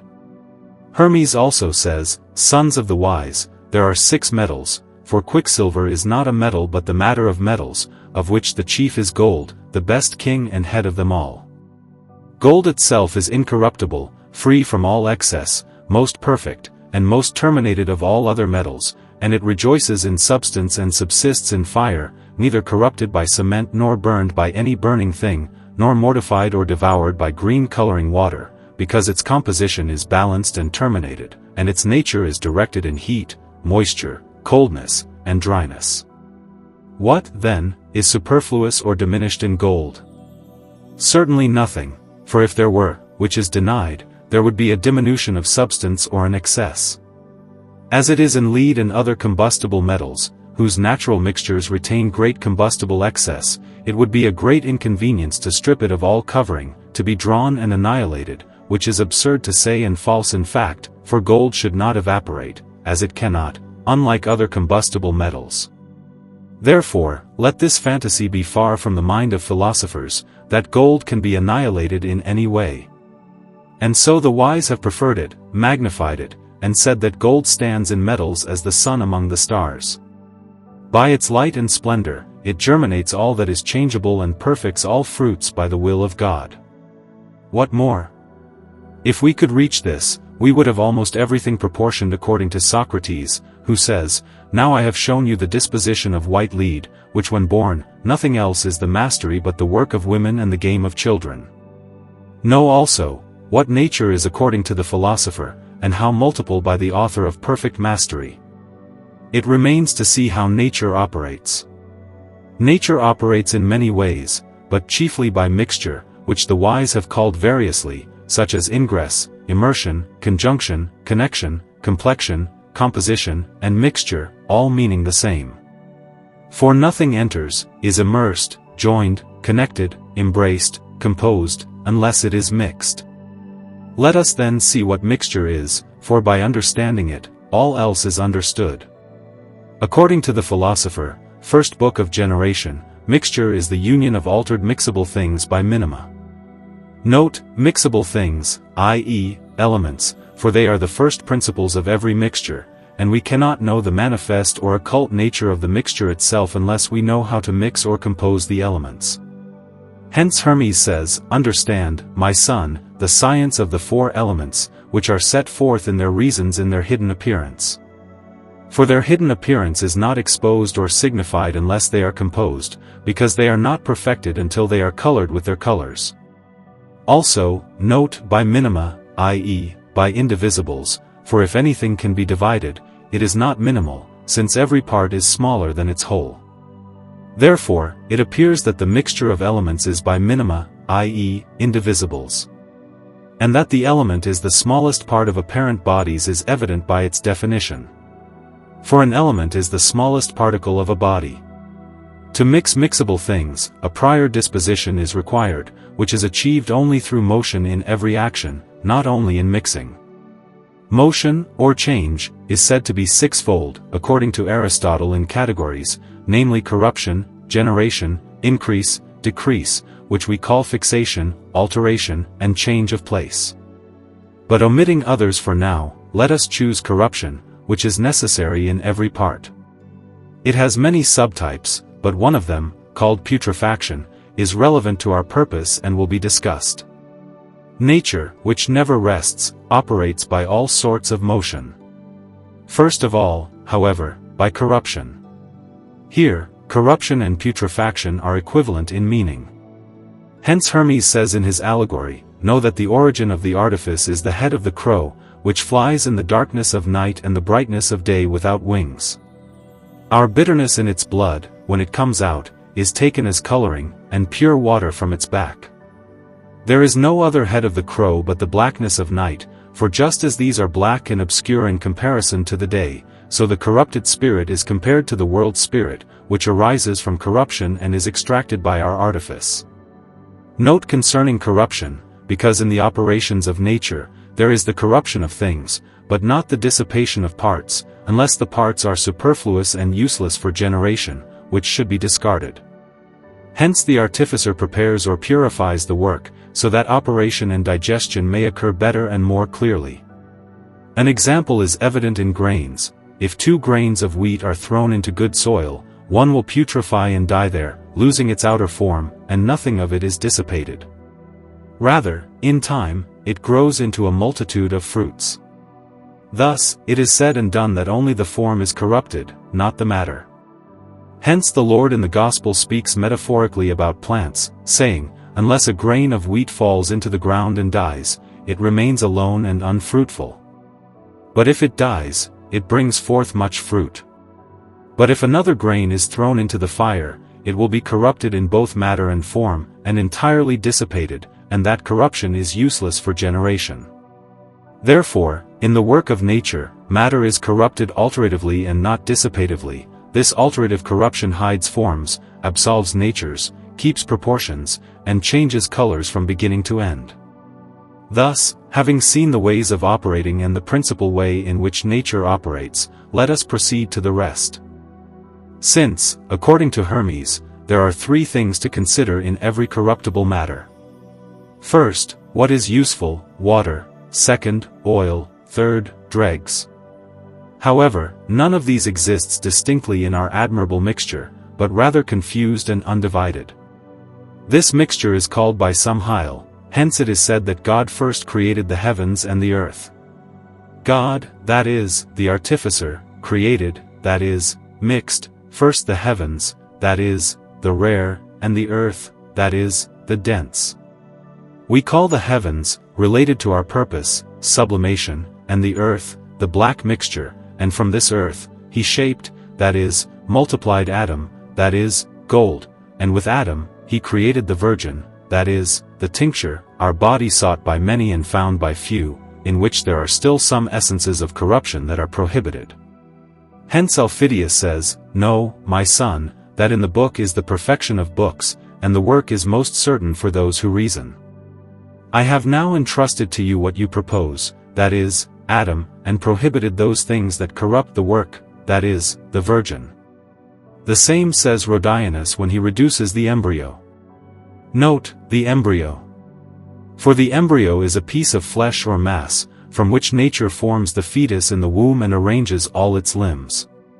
Likewise, this confused body is a mass or stone from which the entire mastery is completed. Also, it is the matter from which all metals originate. Hence Elphidius says, "To understand more clearly what I am saying, I want you to know from what matter metals originate. So pay attention. Heavy and viscous water in the bowels of the earth, having no outlet, if it is near metallic sulfur, is converted by heat into quicksilver. Thus, note that viscous water and metallic sulfur are the general matter of all metals. And this is also stated by Geber, when he defines quicksilver, saying, Quicksilver is viscous water thickened by metallic sulfur in the bowels of the earth, a subtle, white substance of the earth, united by the most moderate heat into a total union by minima, until the moist is tempered by the dry, and the dry by the moist equally. Thus, note viscous water and the white essence, which we call the particular matter of silver or white lead. Also, note by the most moderate heat, as the perfecting instrument. Also, note the method of perfecting when he says, until the moist is tempered by the dry. Also, note equally, because in it is the equal mixture of all the elements of quicksilver. Furthermore, from this confused body, we can assert what is rightly stated by physicians about the nourishment of the human body. First, it is a mass of pottage, from which chyle is generated in the stomach, and from this chyle, for humors are generated in the liver, namely blood, bile, phlegm, and melancholy. Finally, after proper digestion, the human body is nourished, sustained, and governed. This they also say in other words. Nature first digests in the stomach by whitening. Second, in the liver by reddening. Lastly, in the members by subtilizing, gluing, and perfecting. If you wisely and skillfully apply these things we have mentioned to your operations, you will easily and undoubtedly achieve your goal. So take dry and moist, and in all things, whether great or small, you must implore divine aid, as Plato instructs in the Timaeus. And let it be done through corruption, generation, augmentation, fixation, alteration, grinding, with change of place, to make one living body, or dry water. This dry water, or rather its purification, is the beginning and key of works according to Aufidius, who says, "Know, my son, that the treasures have not vanished, but are kept and hidden from the eyes of the uninitiated." I want to give you one key, which I call their signs. If you have reason, you will know the remaining 3 keys and extract them with your knowledge from it. This one key is dry water, made through the vessels of the wise, and by the method of corruption. Through this key, the work begins, and by it, the extraction of the remaining 3 keys and their recognition is achieved. Note that air, tree, cheese, companion, woman, the form of a woman, hen, wood, line, middle heaven, blood of the sheep, 7 metals, union of spirits, and dry water all signify the same.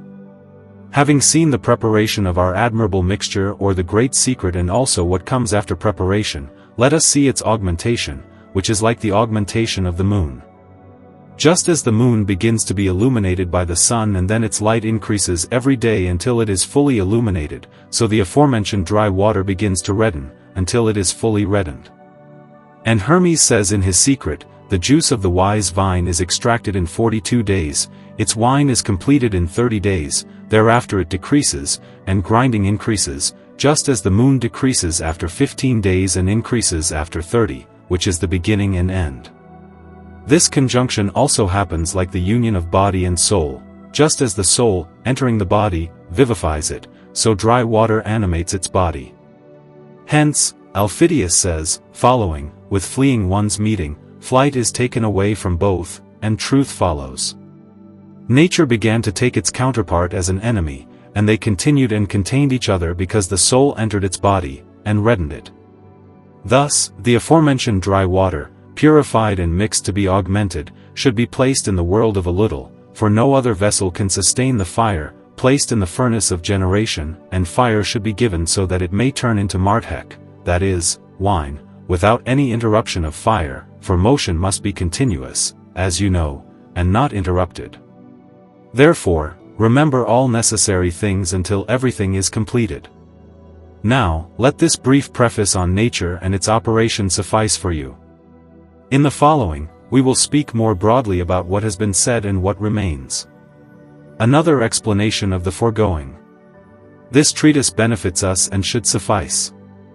To better and more clearly understand the preceding, know that quicksilver, from which our stone originates, is composed of 2 things, namely body and spirit, male and female, mature and immature, which the philosopher Khalid and the king of Albania clearly teach, saying, "Know that in the beginning of our work, we deal only with 2 sons, and only 2 are seen, touched, and enter into the beginning, middle, and end of our mastery." Hermes testifies the same when he says, its father, that is, of the first composition, is the sun, and its mother is the moon. Morenus speaks in this sense, saying, confidence consists in 2 things, in the moist to dissolve the dry, in the dry to coagulate the moist, truly in these 2, for qualities are contained virtually.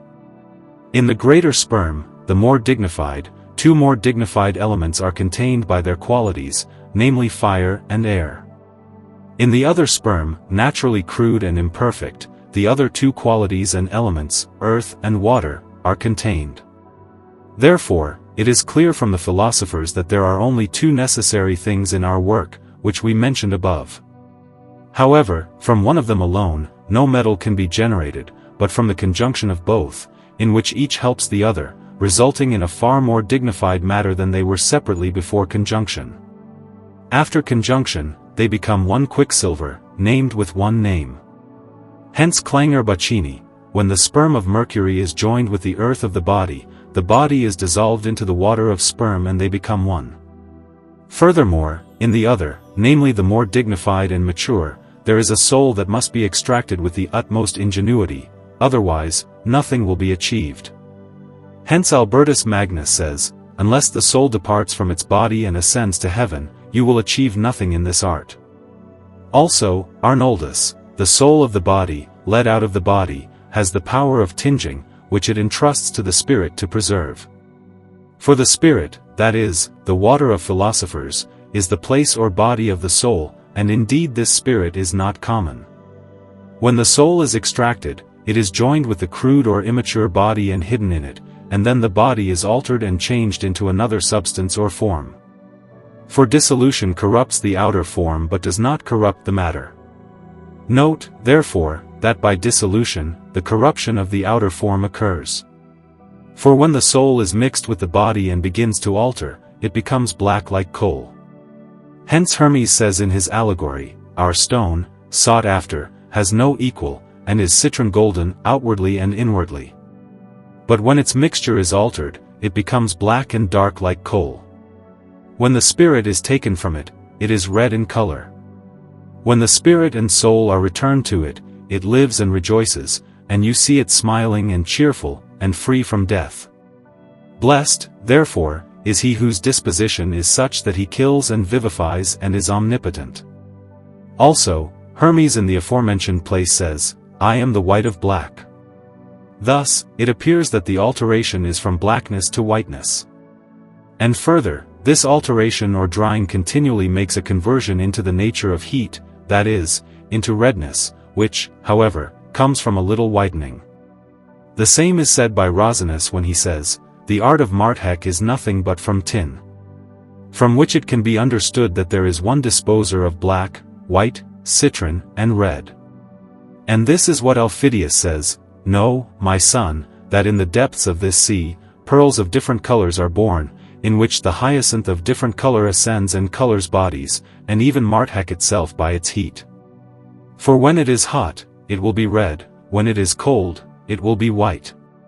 Similarly, it will be of the color and whiteness of the sun and moon, and red is heat, and white is cold, therefore, understand and observe, note that redness is a sign of heat and whiteness of cold.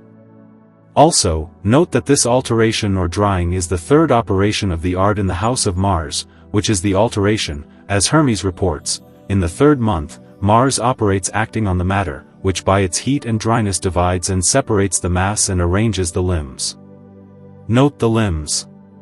For just as in the womb nature arranges the limbs of the fetus as integral parts of the fetus, so this red body, which is Mars, is an integral part of the whole medicine's composition. For in every composition that is made, after this body is created or terminated, it always falls as an integral part of the whole composition. Furthermore, to better understand our methodical explanation, the philosopher Paracelsus says, a certain mercury lies hidden in the body, ready to be extracted without any other preparation, but the art of extraction is extremely difficult. Therefore, grind or triturate our brass with gentle fire until the aforementioned mercury is extracted in the color of blackness, which is a sign of dissolution. For heat acting on the moist body first generates blackness, that is, black powder, which is made from the body and spirit, that is, from water and its proper earth, and from its proper quicksilver and sulfur. The dissolution of the body is the coagulation of the water and its quicksilver, for it is not dissolved unless the spirit is coagulated, nor is the spirit coagulated unless the body is dissolved. Thus, between the dissolution of the body and the coagulation of the spirit, there is no difference in time, nor is it a different work, because each acts on the other in its manner, and this with delay, so that peace may be made between them. Then heat acting on the dry body generates whiteness, and in the white, citrinity, and afterward redness, which can be seen in lead by calcining it. First, it turns into black powder, then into white, then into citron, and finally into red minium. Similarly, black sulfur, white, citron, and red will be obtained from one metal's matter, namely from our brass thoroughly purified, though cooked and digested in a different manner, hence it is said, "Our brass, if you know it, suffices, if you do not know it, nothing else." So break that brass and remove its blackness by cooking, imbibing, and whitening until it becomes white, then bind it with art. Also, John Dostin in his Rosary says of our brass, "The more it is cooked, the more it dissolves and blackens, and becomes a more subtle and spiritual powder. Second, the more it is cooked, the more it thickens and dries, and becomes of greater whiteness. Third, the more it is cooked, the more it colors and reddens, and becomes a more intense red tincture." Remember, however, that brass never blackens until fire is extracted from the body through gentle distillations and carried in the belly of Mercury, nor can the fire, being enclosed in the center of its body, manifest itself until the body is opened in black color.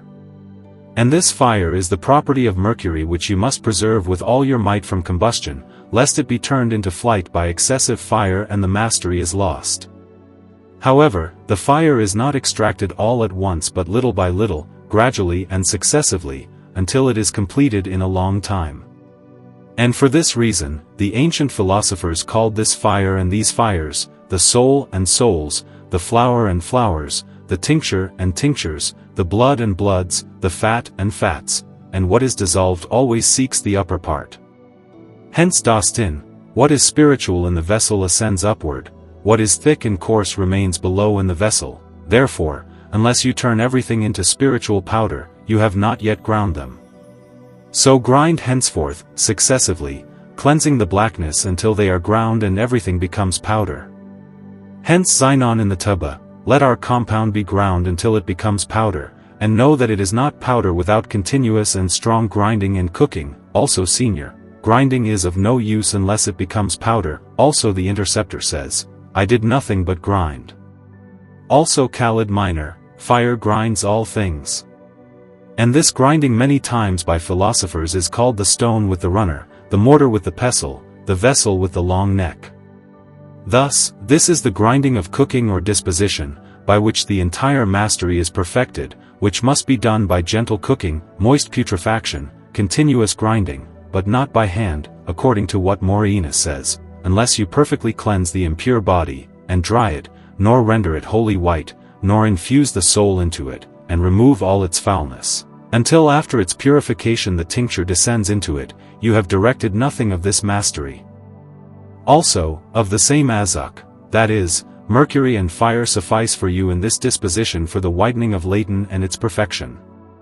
And this disposition is the extraction of water from the earth and the remission of that water upon the earth until the earth putrefies. For this water putrefies and cleanses the earth, which being cleansed, the whole mastery is directed, with God's help, for it then lacks foulness and all moisture, and is able to receive the tincture. Concerning the remission of water upon the earth and the whitening of the earth. After our brass has been partially putrefied to perform the spirit and body of nature in the work of nature, which is impossible to achieve unless in the air, that is, through sublimation, then our stone is divided into two principal parts, the upper part, which ascends, and the lower part, which remains fixed at the bottom. Yet these two parts are of one essence and nature, agreeing in virtue. Hence the philosopher says, that which is above is like that which is below, and that which is below is like that which is above. And this division is necessary to perform the miracles of one thing, that is, the generation of the philosopher's stone, so that the two become three, and the four become one, and the two become one. The lower part is the earth, which is called the nurse or ferment, because it nourishes and ferments the whole stone. And the upper part is the water, which is called oil, ointment, or soul, because it vivifies and revives the whole stone. Of this unfixed part, it must be remitted upon the earth, that is, given to the earth to drink until the earth drinks as much as it can of the unfixed part. However, you must know that the earth must be nourished first with a small amount of its water, then with a larger amount, just as in the upbringing of an infant, the older it grows, the more food and warmth it needs. Be careful not to imbibe the earth except gradually and little by little with long grinding after the nourishment of the earth. Therefore, in this work, the weight is always to be noted, lest the work is corrupted by excessive dryness or superfluous moisture. In other words, only decoct as much as the dissolution releases, and dissolve by imbibing as much as the decoction lacks. Therefore, grind the earth many times, gradually imbibe it, and decoct it every 8 days. Do not be weary of repeating this work many times, although it is long, because the earth bears no fruit without frequent irrigation, for the earth is dry and very thirsty and therefore readily drinks its moisture and aqueous. Grinding is not complete until the upper unfixed part and the lower fixed part that remains at the bottom become one and the same body without any division. Do not suspend your hand from the remission of water upon the earth and from the decoction until the earth is dry and white, which whiteness is generated from frequent and dry grinding and decoction. Therefore, if the earth is not white, grind it with its water again, calcine it again, and every time after the calcination of the earth, remit the water temperately upon the earth until the water parts perish, that is, until they are consumed, and until the earth is thoroughly washed, for water and fire wash the earth and completely remove its obscurity. For preparation is always with water, and the quality of the water will determine the clarity of the earth, and the more thorough the washing, the whiter the earth will be. From the frequent repetition of solution, remission of water, coagulation, imbibition, decoction, inspiration, and grinding, the greater part of the quicksilver's quality is removed, and the remaining part is similarly removed through repeated sublimation. Thus, through these stages of grinding, remission of water, decoction, irrigation, drying, vivification, and calcination, you have sufficiently purified the black and foul earth and brought it to whiteness by the power of fire and calcination, making it fit to receive fermentation, which is the animation of the stone itself. Note that burial in manure between imbibitions removes combustion and restores lost moisture. It also helps to better reach the sign of perfect washing, which is the splendor and crystalline serenity without dregs, except possibly white ones.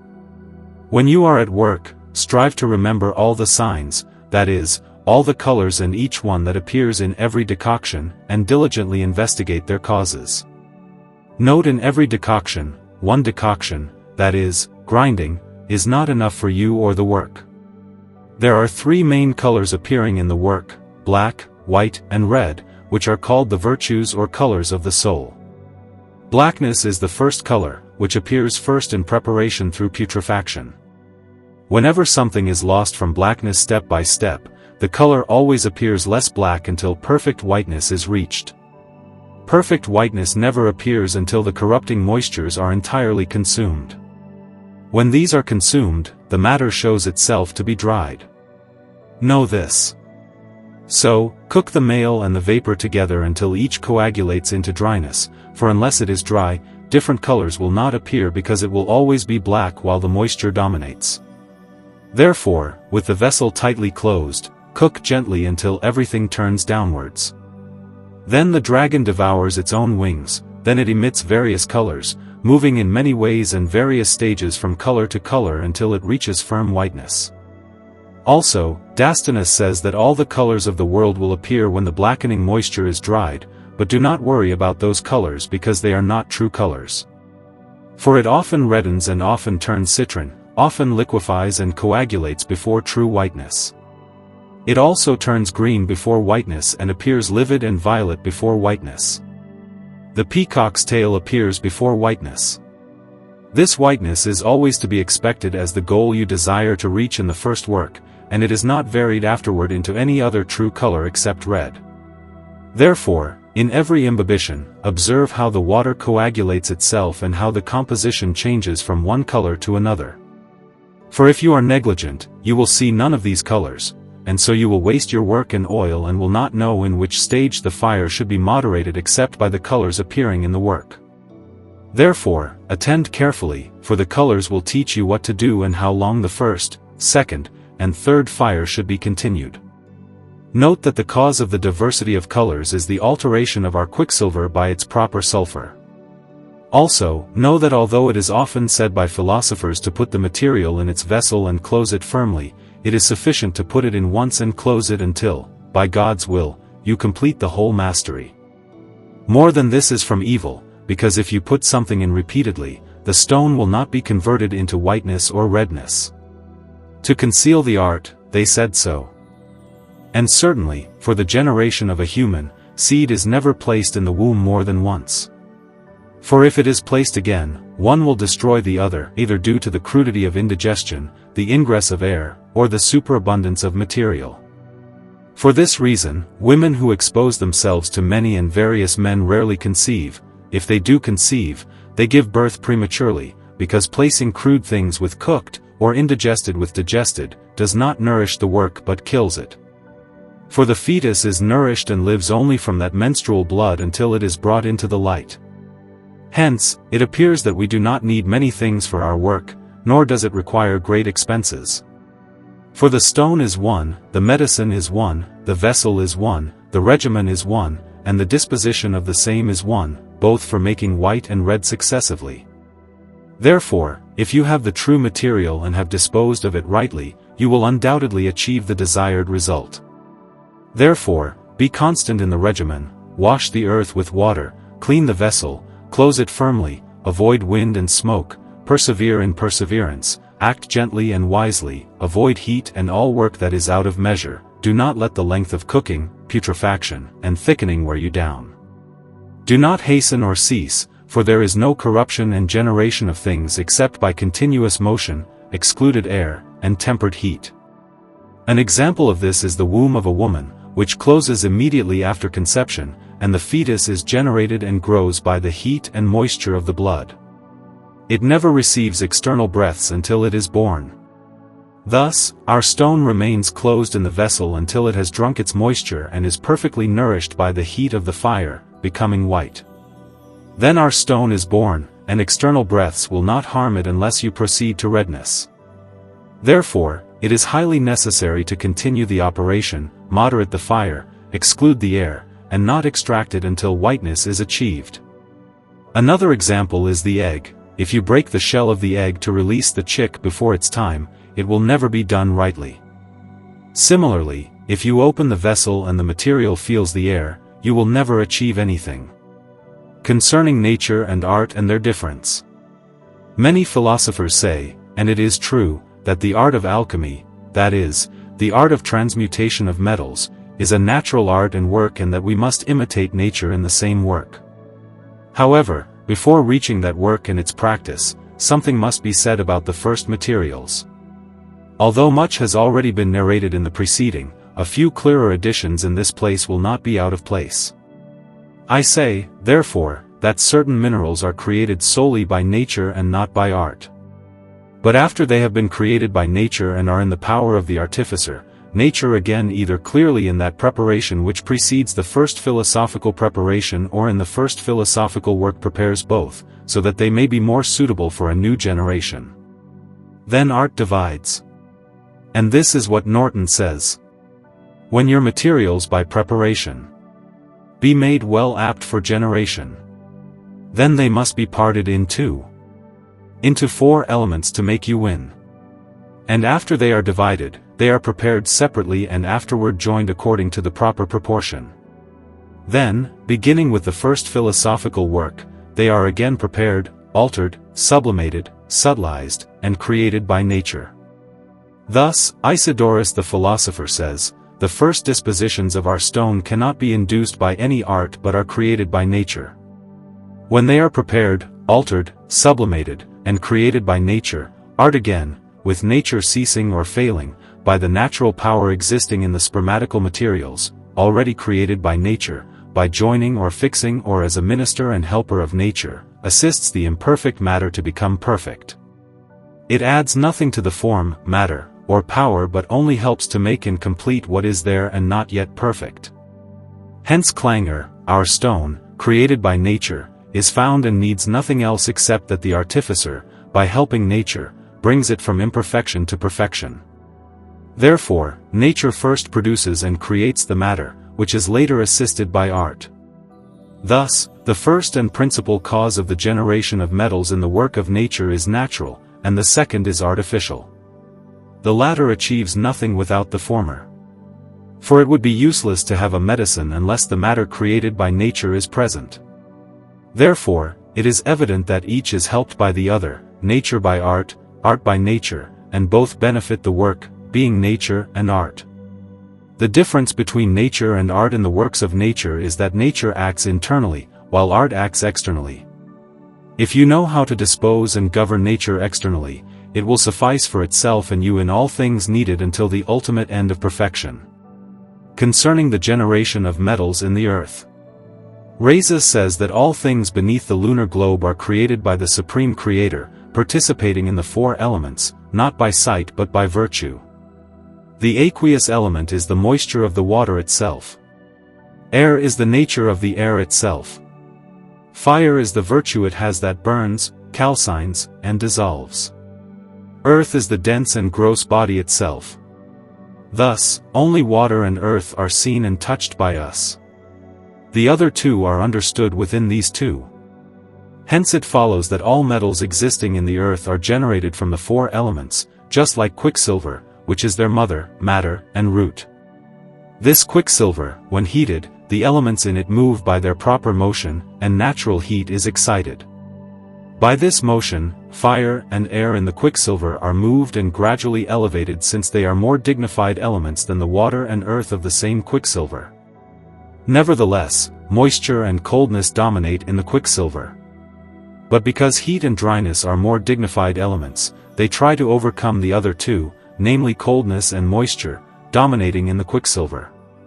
Celestial movements excite other natural heat movements by which the movements of quicksilver are moved, and the four elements of quicksilver, that is, the four qualities, are moved. Afterward, over a long period, the dryness of the quicksilver overcomes 1 degree of its moisture and coldness and becomes lead. Then it will also overcome another degree and becomes tin. Then the heat of the quicksilver again consumes more of its moisture and coldness and becomes another metal. And so on, gradually, through the others, until in the quicksilver, heat dominates more, and it becomes perfect gold. In this way, the two qualities that previously succumbed to coldness and moisture now prevail, and heat and dryness dominate, which, in their excitation, are sulfur, and the coldness and moisture of the same quicksilver is the quicksilver itself. However, this sulfur is not something separated from the quicksilver but is the heat and dryness that previously did not dominate in the coldness and moisture of the quicksilver. But afterward, being digested, it has dominion over the other two qualities, namely coldness and moisture, and they imprint their virtues. And through these various degrees of decoction and alteration, the diversity of metals is formed. Lead continually flees from the fire and evaporates for no other reason than that the coldness and moisture of its quicksilver have not yet been altered by the heat and dryness of its sulfur, nor do heat and dryness dominate. For if they did dominate, it would not flee from the fire in any way, because the quicksilver of lead would be pure fire, just as the quicksilver of gold, and it would not flee from the fire, because fire does not repel its own kind, but it rejoices in the fire as in its own kind. Other metals, except the sun, also flee from the fire because they are still cold and moist, one more than the other, according to the greater or lesser participation in coldness and moisture. They flee, I say, from what is contrary to them and cannot endure it, because every natural thing flees from its contrary and delights in its own kind. Hence, it follows that the sun is nothing other than pure fire and quicksilver, because it does not retreat from intense fire, while other metals cannot endure fire, but one more than the other, as they more or less approach or retreat from the nature of fire. Thus, you can understand the complexion of metals and their natures. For sulfur is nothing other than pure fire, that is, heat and dryness hidden in quicksilver, which in minerals, through natural motion and the way of nature, digests the coldness and moisture in quicksilver into various metallic forms, according to the degrees of decoction and alteration, the first form, as stated above, being black lead, foul and etc.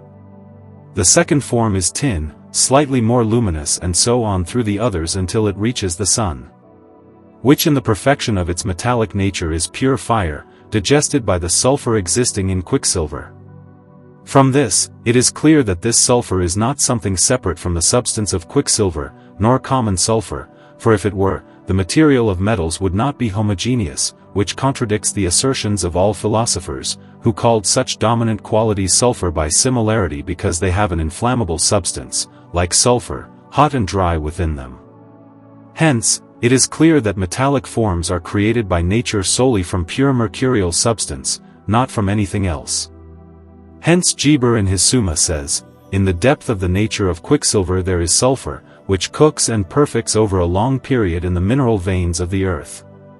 Eirenaeus and Aro speak more clearly about this matter. "Our sulfur," they say, "is not common but fixed, and not volatile of a mercurial nature, and not from any other thing. Therefore, we imitate nature most precisely, for in our minerals we have no other matter to work with except pure mercurial substance and form, which can be proven by the best reasons, authorities, and experience. Because where there is quicksilver, there is fixed incombustible sulfur, which perfects our work, without any other substance than pure mercurial substance. Hence nature creates its metals from the heat and dryness of quicksilver, overcoming the coldness and moisture, and they are perfected in no other essence, as is declared in many books of philosophers. Additions. The quality of metals, and the principle of their creation, easily accomplishes this mastery. Metals are nothing other than quicksilver congealed in the veins of the earth by natural decoction over a long time. Or according to Democritus, metals are vapors that thicken and congeal over time by the virtue of nature in a long period. And first, quicksilver and sulfur, which are in minerals, coagulate, two elements, namely water and oil, upon which constant decoction with heat and moisture occurs until they are coagulated. And from them, various metals are generated in the earth, whose first matter, however, is one and the same. Thus, all philosophers agree. But you may say, if all metals are generated from one matter, sulfur, and quicksilver united, whence comes such diversity among metals? Indeed, it comes from the diverse washing of that sulfur, and from the diverse quantity of pure or impure matter, and from the different mineral locations, and from the different accidents that occur, and from the diverse heat that variously digests that one metallic matter. Thus, all philosophers agree. Hence Albertus Magnus says, "In the works of nature, I learned by direct observation that from one origin flows a vein, and in one part was gold, and in another part was silver, and so on with the others. However, the first matter was one, but the place of purification of the metal was different. Therefore, the diversity of the place of the metal's purification produced the diversity according to the species." The philosopher Paracelsus says, "Nature composes and pre-cooks its metals gradually, and thus, from one root only, it generates all metals until the ultimate end of metals, which is gold.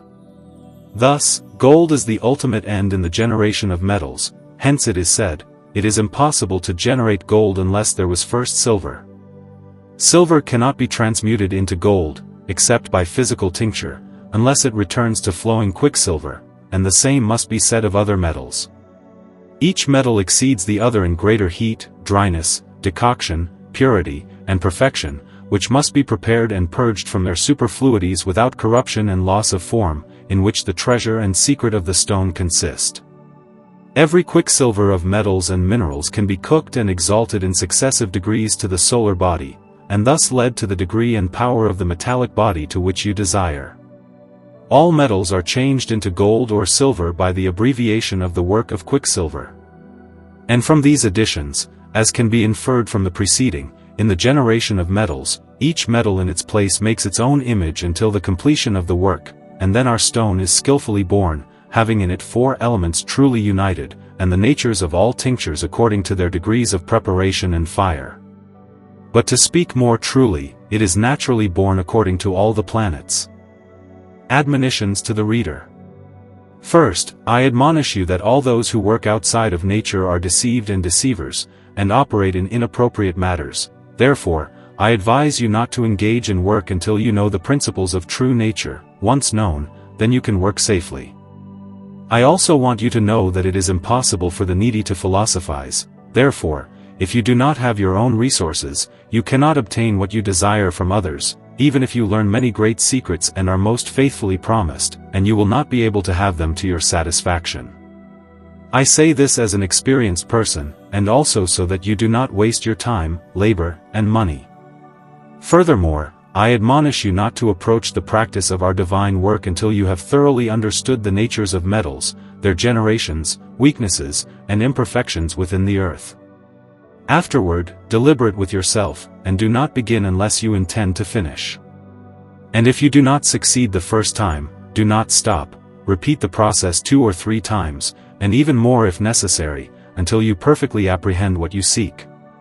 Neither let the labor in vain, nor the expense of materials, deter you from this endeavor, because as Eirenaeus says, with persistence you will conquer, and with wisdom you will surpass, and with God's will, you will achieve what you desire, and you will regain the cost and profit from your labor. You will not need to repeat this work once you have completed it perfectly, but if you stop, exhausted by the labor or terrified by the expenses after the first or second attempt, know that you will incur loss and not gain. I also say that you cannot reach the benefit of our divine art without prolonged and continuous regulation. Hence Hermes, patience and delay are necessary in our work. Hastening indeed is from the devil. Likewise, Eirenaeus, all haste in this work should be avoided. Likewise, Eirenaeus, in this business, if the difficulty of the work and the tedious labor make the worker negligent, it deprives him of expected joy, suffocates hope, and destroys effectiveness, hence great care must be taken. Therefore, he who is patient in the regulation and constant in his purpose will enter the art, but he who is not, let him not read the collected sentences of the philosophers, because reading them will bring him harm. Hence Eirenaeus said, he who works in reading our books and is not entangled in various thoughts, and prays to God, will reign in the kingdom until he dies, for what is sought is not of little value but is the gift of the highest God, therefore long time, patience, and labor are necessary. Art is long, life is short, expenses are not small, as Norton says. For we see in plants, he who grafts trees hopes for fruit in time, and he who sows reaps after months. But minerals last a longer time and are not so quickly or easily corrupted. Therefore, observe and learn, after the materials are made suitable for generation by the preparation that precedes the first philosophical preparation, first compose, then convert the natures, mix, cook, roast, irrigate the earth, wax, grind, whiten, make peace between enemies, and finally tinge. These have many names. The regulation, however, is one, but the decoction is continuous, which the philosophers have often repeated. If they had known that one decoction and one grinding were sufficient for the work, they would not have reiterated their sayings so much. They did so, however, to ensure that the compound is continuously ground and cooked without interruption, and you do not tire of the time or labor. The end goal is to fit the complexions and unite the blood relatives with their kin, then grind them, multiply, imbue them with decoctions, and cook them until the spirits become impalpable and you see the sought-after thing, clothed in royal garb, turned into Tyrian purple. These words, though dead, contain life for the intelligent, therefore, read them often and always meditate deeply on them, and, with God's will, wisdom will come to you, and you will understand the words of the philosophers. On the conversion of natures. The conversion of natures is nothing other than the circular rotation of the elements. For they are mutually convertible in their suitability, and therefore they are generated, corrupted, and altered to each other. Certainly, our operation is the circular conversion of natures. This is the marvelous and amicable connection of contrary elements, by means of their intermediaries. Hence Aristotle, it is impossible for a transition between contraries except through their intermediaries, Sixth Physics. Therefore, the hot does not convert into the cold except through the moist, which is their medium. Nor is water converted into fire unless it is first converted into air, nor is earth converted into air unless it is first converted into water, for fire and water are contrary elements or extremes, and air and earth are their mediums, because just as water is immediately below the air, so air is immediately above the fire. Therefore, water is contrary to fire, just as earth is to air, because water and air agree in moistness, fire and earth in dryness.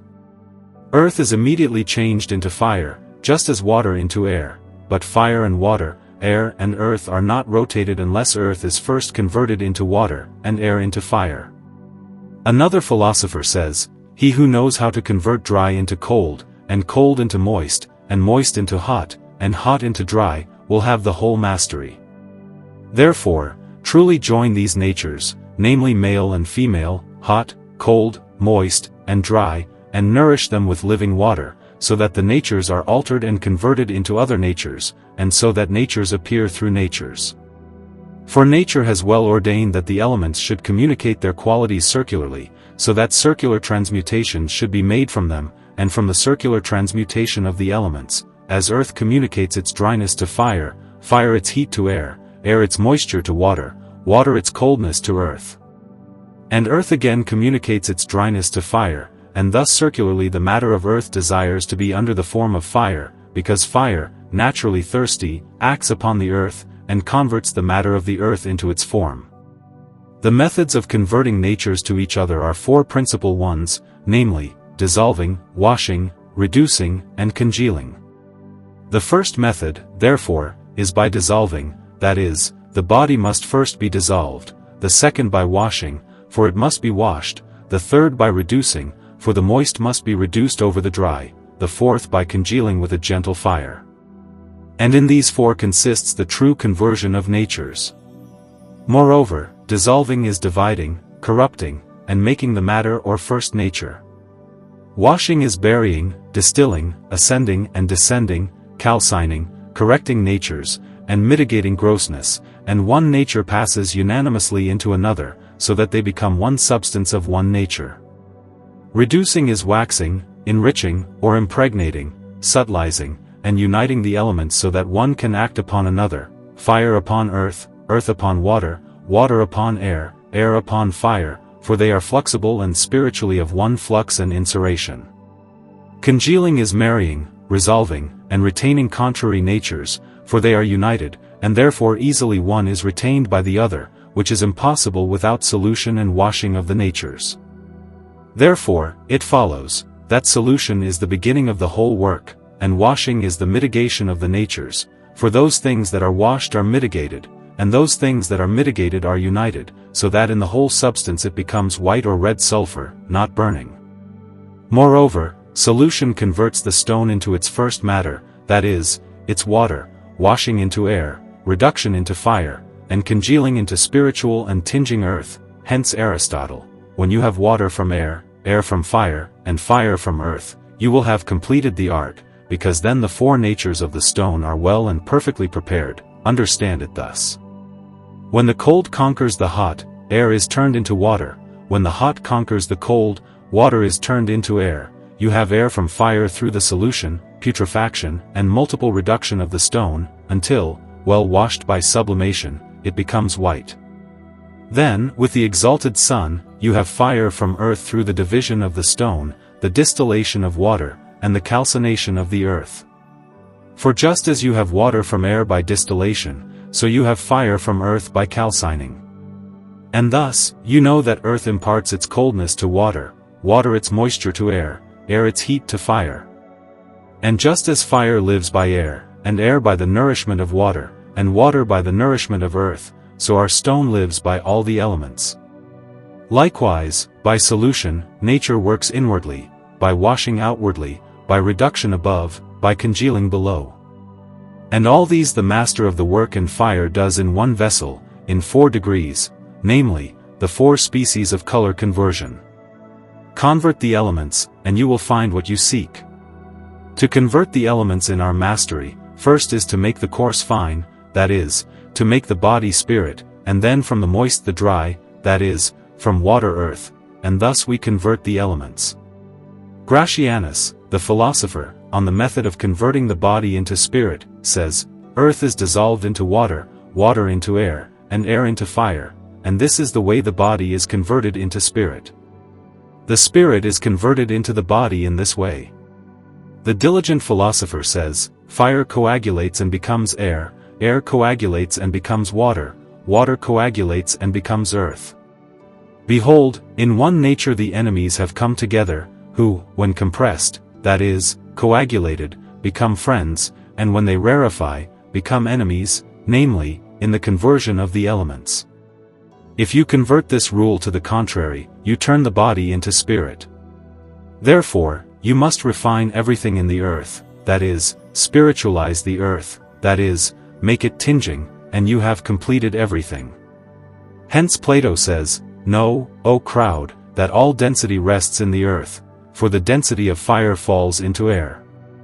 And the density of fire and air into water, and the dense which is united from the density of fire, air, and water, falls into the earth." Additions. He who does not convert the fourth into the sixth cannot convert the sixth into the fourth, nor into the seventh. The fourth, converted into the sixth by the benefit of raw mercury, if refrigerated, the work is lost. The fourth must be imposed on the sixth to dissolve into sulfur, then cook into the philosopher's stone. General rule. The philosophers say that there is no conversion or alteration of any moistness unless there is first an exhalation of the subtler parts from the dry. And this is not done suddenly, but gradually, namely, by the dissolution of one and the drying of the other. Also, every conversion naturally has its determined mode and time, as the philosopher says, so that some are terminated in a longer, and some in a shorter span of time. For this, three things are necessary, namely, patience, delay, and the fitting of instruments.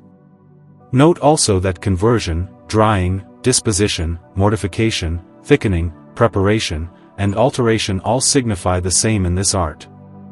And according to the philosopher, alteration is a change according to quality, made by a certain local permutation of matter, which indeed contains the principal things of this mastery, of which Geber says, "The principles of this art are the modes of its operations, by which the artist is applied to this mastery, for through them, this thing which we seek is generated, and brought into actual being." One mode is sublimation, another is dissension, a third is distillation, a fourth is putrefaction, a fifth is calcination, a sixth is congealing, a seventh is fixation, an eighth is ceration, and similar things. These modes differ from each other. The first mode is sublimation. When the philosophers saw their body placed in a vessel feeling the sun and heat, it immediately exhales or vaporizes into the form of a very subtle smoke and ascends high into the top of the vessel. They called such an ascent of the matter sublimation. This sublimation, according to Geber, is the elevation of a dry thing by fire, with the adherence of the subtler parts to its vessel. The cause of its invention is the purification of the spirits until the medicine is ennobled by exaltation, which is otherwise impossible. Hence, Alexander the philosopher says that unless you sublimate the body, mixed with its counterpart, at the beginning of cooking until the whole body is sublimated, and both are turned into clear water, you will not reach the precious work. Also, Agadman the philosopher says, "If you doubt how the body becomes water, know that the intention of the philosophers is that the body which was not water becomes spiritual water by sublimation with the water in which it is. Because what is spiritual is sublimated upward until the whole becomes one clean water, which, when seen, you have almost the whole mastery." Then, seeing that the matter which ascended descended to the bottom of the vessel, they called it dissension or distillation. This distillation is the separation of the putrefied liquid thing from the sediment of its turbidity. The cause of its invention is the search for pure water, so that the dissolved body, after its water's resolution, cannot be tainted or corrupted. Therefore, Eirenaeus says, "Our entire operation is nothing other than the extraction of water from the earth and the return of this water over the earth until the earth putrefies and purifies with its water, and when purified with the help of the Almighty, the whole mastery is completed." Still seeing the matter thicken and blacken and emit a bad smell, they called it putrefaction. This putrefaction, according to Joannicius, is the corruption of the mixed substance from the retention of vapors. In our work, if the vapors are dispersed through the air, the substance mixed with matter does not putrefy or corrupt. Therefore, the aludel must be so fitted that it cannot breathe.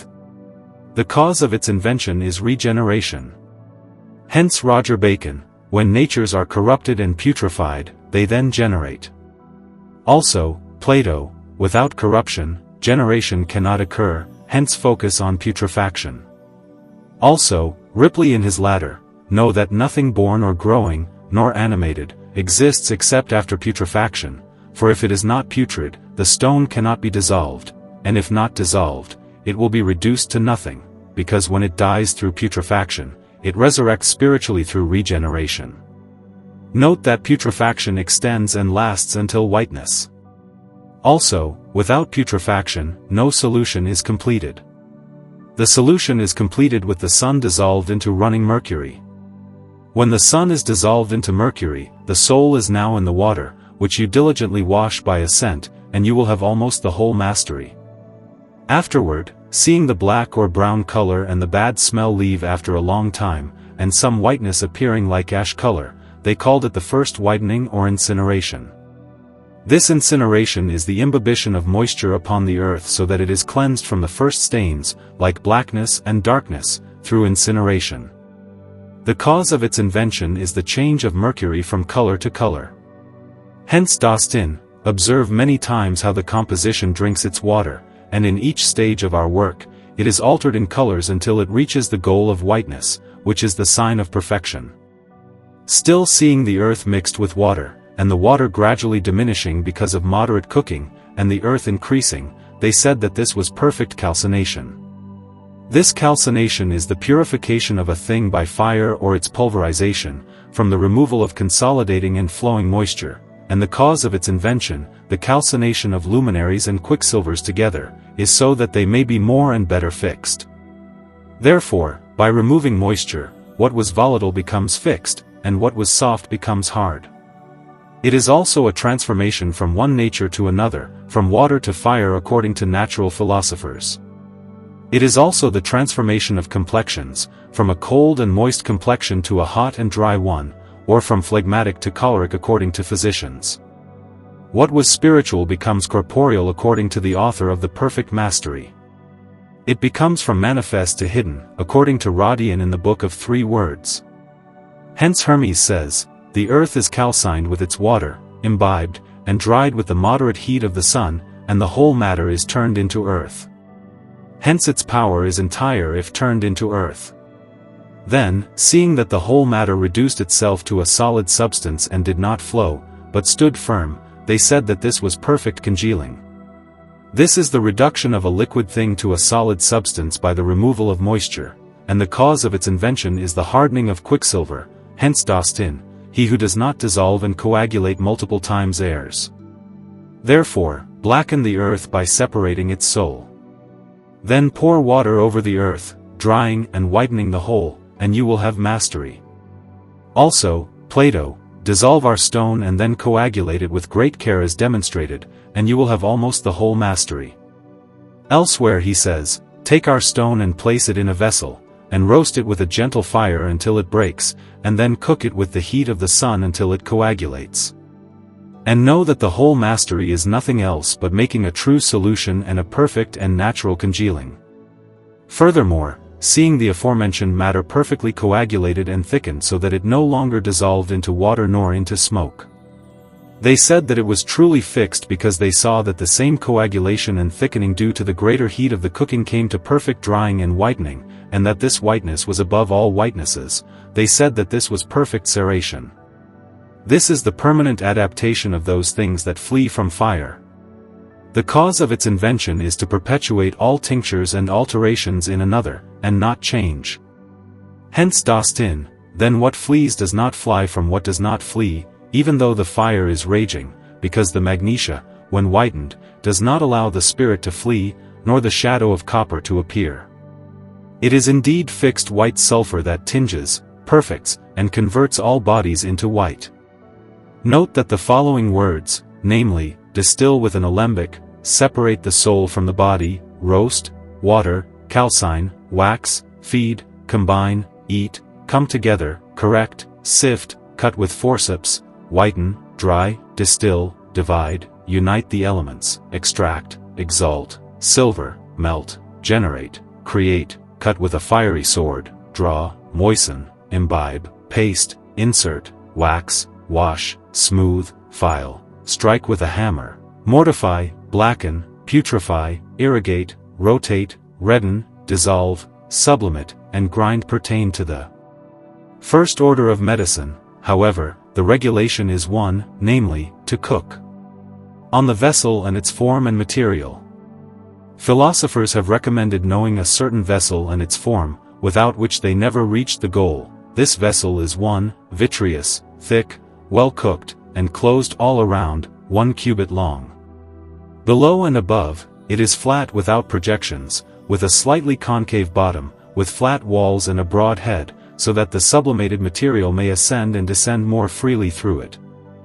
And it does not serve if it is made of anything other than glass, unless it is similar in substance to it, because only glass is similar to itself, being a lucid and transparent body, without pores, capable of holding volatile spirits so that they are not driven out by the fire, and showing the colors appearing in the work so that the operator does not err in regulation.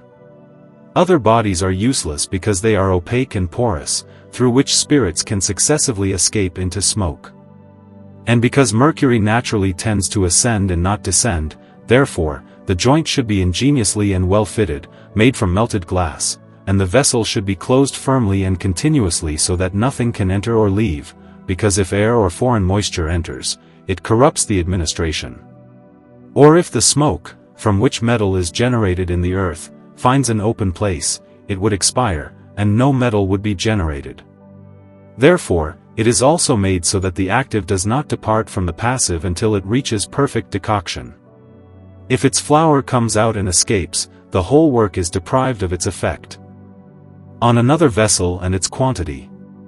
The ancient wise ones would never have reached the perfection of our mastery if they had not found another vessel in which our stone should be placed and its quantity. This vessel is an unglazed aludel, which is an earthen vessel. And the same vessel is the receptacle of all tinctures and should contain, in the first year of the Chaldeans, 24 full Florentine cups, no more, no less. This number of cups, after the feast or conjunction, should be divided into 2 equal parts, each containing 12 cups. The philosophers also recommended carefully examining the nature of this vessel, as it is almost the root and principle of our mastery, and the same vessel is like the matrix in animals, because in it they generate and are conceived and nourished together.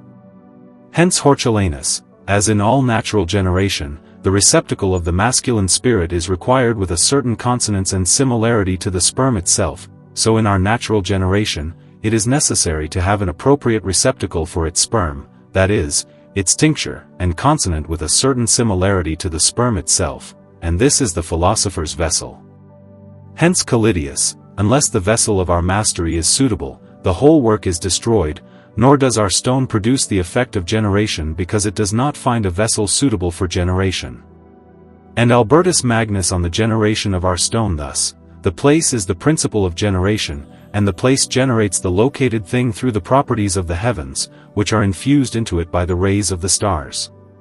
Hence Plato, just as through the movement of the firmament the revolution of the elements is made, by which the subtle bodies are inclined to ascend above, and what is ponderous remains below, so it is in the work of skilled alchemists.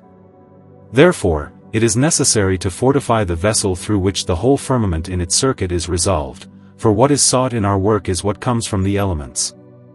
Also, Halley speaking of our vessel says, "Take the egg, that is, the vessel, and strike it with a fiery sword, and receive its soul, for this is its closure." Also, Dostin in his Rosary, "Preserve the vessel and its ligature, so that you may be able to preserve the spirit, for the water which was previously in the earth and could not flee, has now returned to the upper part of the vessel from its earth. And thus the earth will bear water by the mediation of fire, which was previously in its body, that is, the earth." And Avicenna says, "It must be known that our stone or mercury is to be placed in a double vessel." On the quantity of coals for clearer understanding of the work. An error not corrected at the beginning, afterward growing to an immense extent, is not easily amended. Therefore, lest we seem to neglect anything in our work, we have thought it necessary to speak of the quantity of coals, for without this, the artist will never achieve his goal. Therefore, the total quantity of coals for 3 whole years, according to the measure once and now in use among philosophers, will be 84 coals. And the medicine comprehends 64 pounds and 1 projection upon 100. On the philosophical year and the regiment of the fire. The work of the philosophers is compared to the natural year, for just as the natural year is divided into 4 seasons, so is their work. The work of winter. The first season is of cold and moist complexion and is called winter, and it should be regulated by the fire of the first degree, which is described in this verse. form the first as if the senses dominated it. In this first degree of fire, mercury dissolves its body. Some philosophers affirm this degree is similar to the heat of a hen sitting on its eggs to hatch chicks, others say it should be like the natural heat digesting food and nourishing the body. Others, like the heat of straw, because this heat is moderate, others, like the heat of the sun in Aries, because the sun has its beginning and exaltation there, and there it begins to rise moderately and heat. And for this reason, some said we should start with the sun in Aries and the moon staying in Taurus. All these are said to signify moderate heat around the first operation of our stone.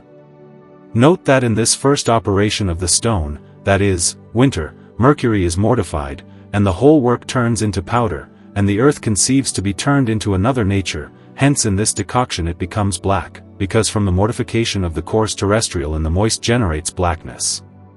And this blackness is the color of death, and the eradication of the moist, and lasts 4 imbibitions and 12 days. The sign of perfect and complete blackness is the appearance of a small white circle, which appears around the matter by the sides of the vessel. 1. The regiment of spring. The second season is of an airy complexion, that is, warm and moist, like their spring, which is completed by the fire of the second degree, as this verse describes. The second delights in the water's nature. In this second regulation of the fire, sulfur dries the mercury. This heat should not be strong but moderate, because in spring, if the fire exceeds its limit, the tender herbs would suddenly dry up, and the fruits would not be carried at all. Therefore, this heat or fire is likened to the heat of the sun in Taurus running into Gemini. In this second decoction of the stone, namely in spring, herbs and flowers are produced, and the nature ascends by whitening, because from the constriction of the cold moist in the dry generates whiteness. This whiteness is the color of regeneration and semi-cooking dryness, and since the white is half-cooked, it does not require great heat, and this whiteness lasts for 2 distillations and 24 days. Note that when the matter is brought to whiteness, it cannot be corrupted or destroyed. The sign of the first perfect whiteness, that is, of the whole matter, is the appearance of a small capillary circle of yellowish color, which also appears by the sides of the vessel around the matter. The work of summer. The third season is of a fiery complexion, that is, warm and dry, and is their summer, and is finished by the fire of the third degree, as in this verse. The third exceeds but with patience, it harms. In this third degree of fire, mercury is fixed, this heat should be strong and is likened to the heat of the sun in Leo, for this is the house of its dignity, then continue until the stone perfectly reddens, and is clothed with royal garb by the fire. Since the red is completely digested, it requires a strong fire so that everything turns into fire, so that it fears no fire. Then indeed our dragon, in solar fixation, shines, adorned with the virtue of heavenly and earthly rays. Note that each of these heats should double the other. Also note that the names multiply according to the variety of colors appearing in the regulations, for in the first regulation, when it is black, it is called earth, ink, mud, and by the names of all black and earthly bodies. Then, when it is whitened, it is called purified water and by the names of all waters, salts, and alum and things having whiteness. After it becomes yellow, it is sublimated and subtilized, it is called air, yellow oil, and by the names of all spiritual and volatile things. Then when it reddens, it is called heaven, red sulfur, gold, carbuncle, and by the names of all things having red beauty both in stones and in animals and plants. In this third regulation of fire, namely in summer, fruits appear, and it ascends in a fiery chariot to heaven and into the paradise of glory, because then redness appears, which indeed is the color of incorruptibility and complete digestion, and it remains in every revolution after true whiteness for 5 decoctions. The sign of perfect and complete redness is fixation over the fire and fusion without fuming. The regiment of autumn. The fourth season is of a cold and dry complexion and is called autumn, in which fruits are gathered. Thus, you must regulate the natures, namely, dissolve in winter, cook in spring, coagulate in summer, and gather fruits in autumn, that is, tinge. Additions. The philosopher's manner of speaking should be carefully noted.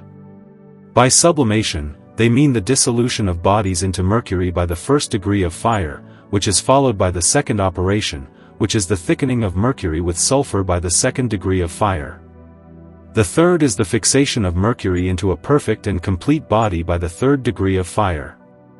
Hence it appears that although the action of our stone is one, namely, decoction with natural fire, yet the state of the heat varies triply, as stated above.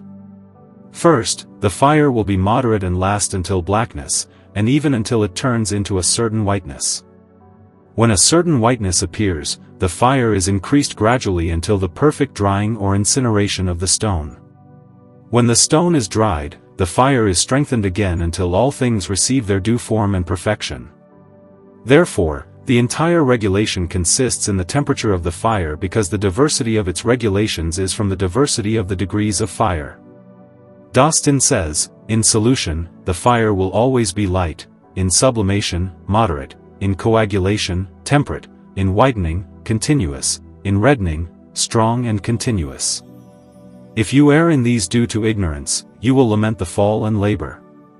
But if you measure the degrees of fire well and direct all operations diligently and cautiously, you will reach the goal with God's will. Consider also what the Great Rosary adds to this sentiment. Beware, he says, not to hasten your solution, in winter, desiring to complete it before the required time, for this haste is a sign of the deprivation of conjunctions.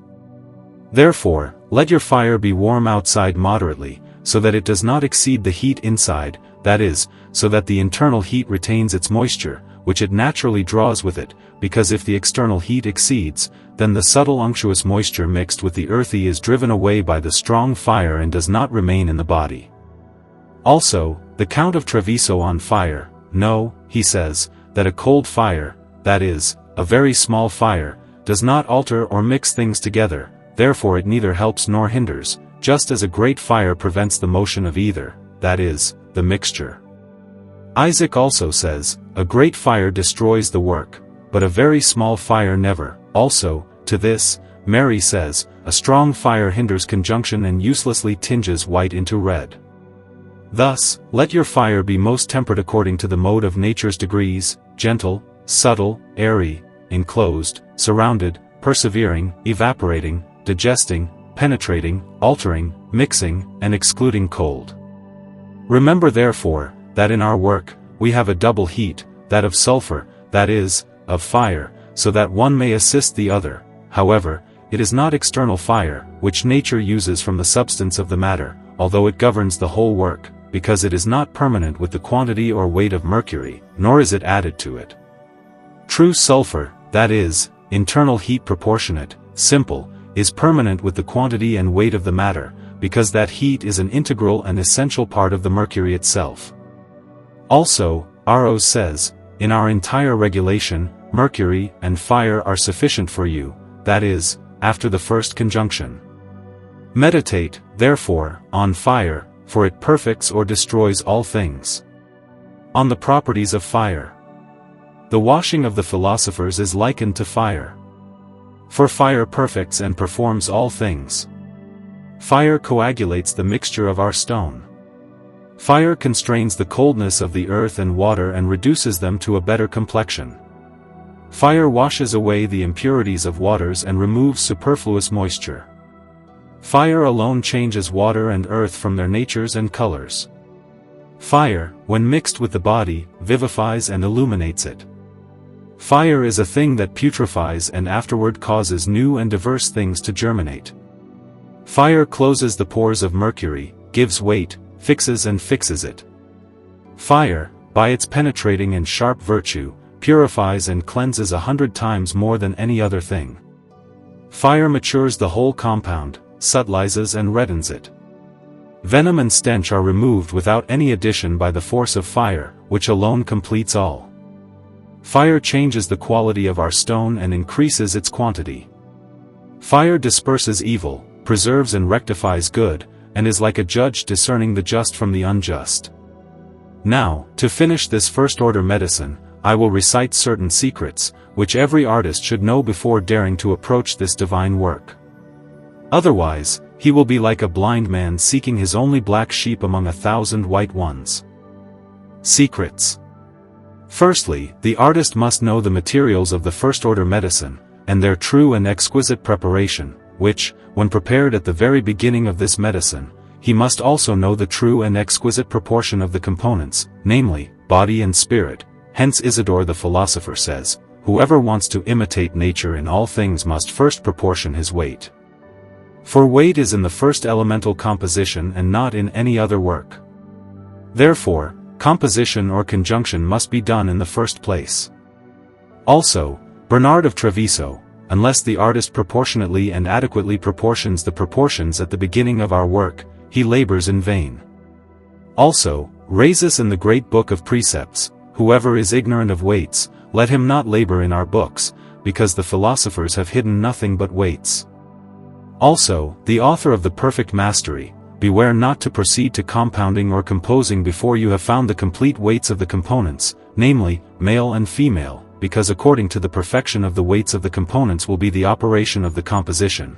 The reason is, if too much of the masculine, that is, the active, is put in, the female seed would be confounded, and the dissolved body would order unequal qualities in the female, and the material thing would heat beyond proportion and the natures would receive inappropriate drying.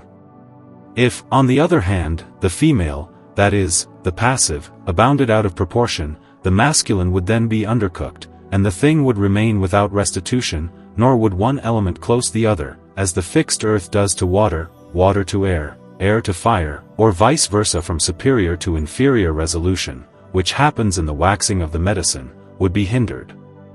Nor should the artist be ignorant of the time of composition of this first-order medicine, for all things are created under a certain term and certain disposition by the supreme craftsman, or as Lull says, nature has a certain time for thickening and impregnating, and a certain time for bearing, a certain time for nourishing, and finally a certain time for operating, and for all these, let the creation of man be your mirror, as Morinus says. He must also know into how many parts the aforementioned time is to be divided, and the exquisite regulation of each part, as they follow each other in order, and what each part of this divided time denotes. He must also know the figure and capacity of the vessels so that they fit the quantity of the enclosed matter conveniently, otherwise, he labors in vain.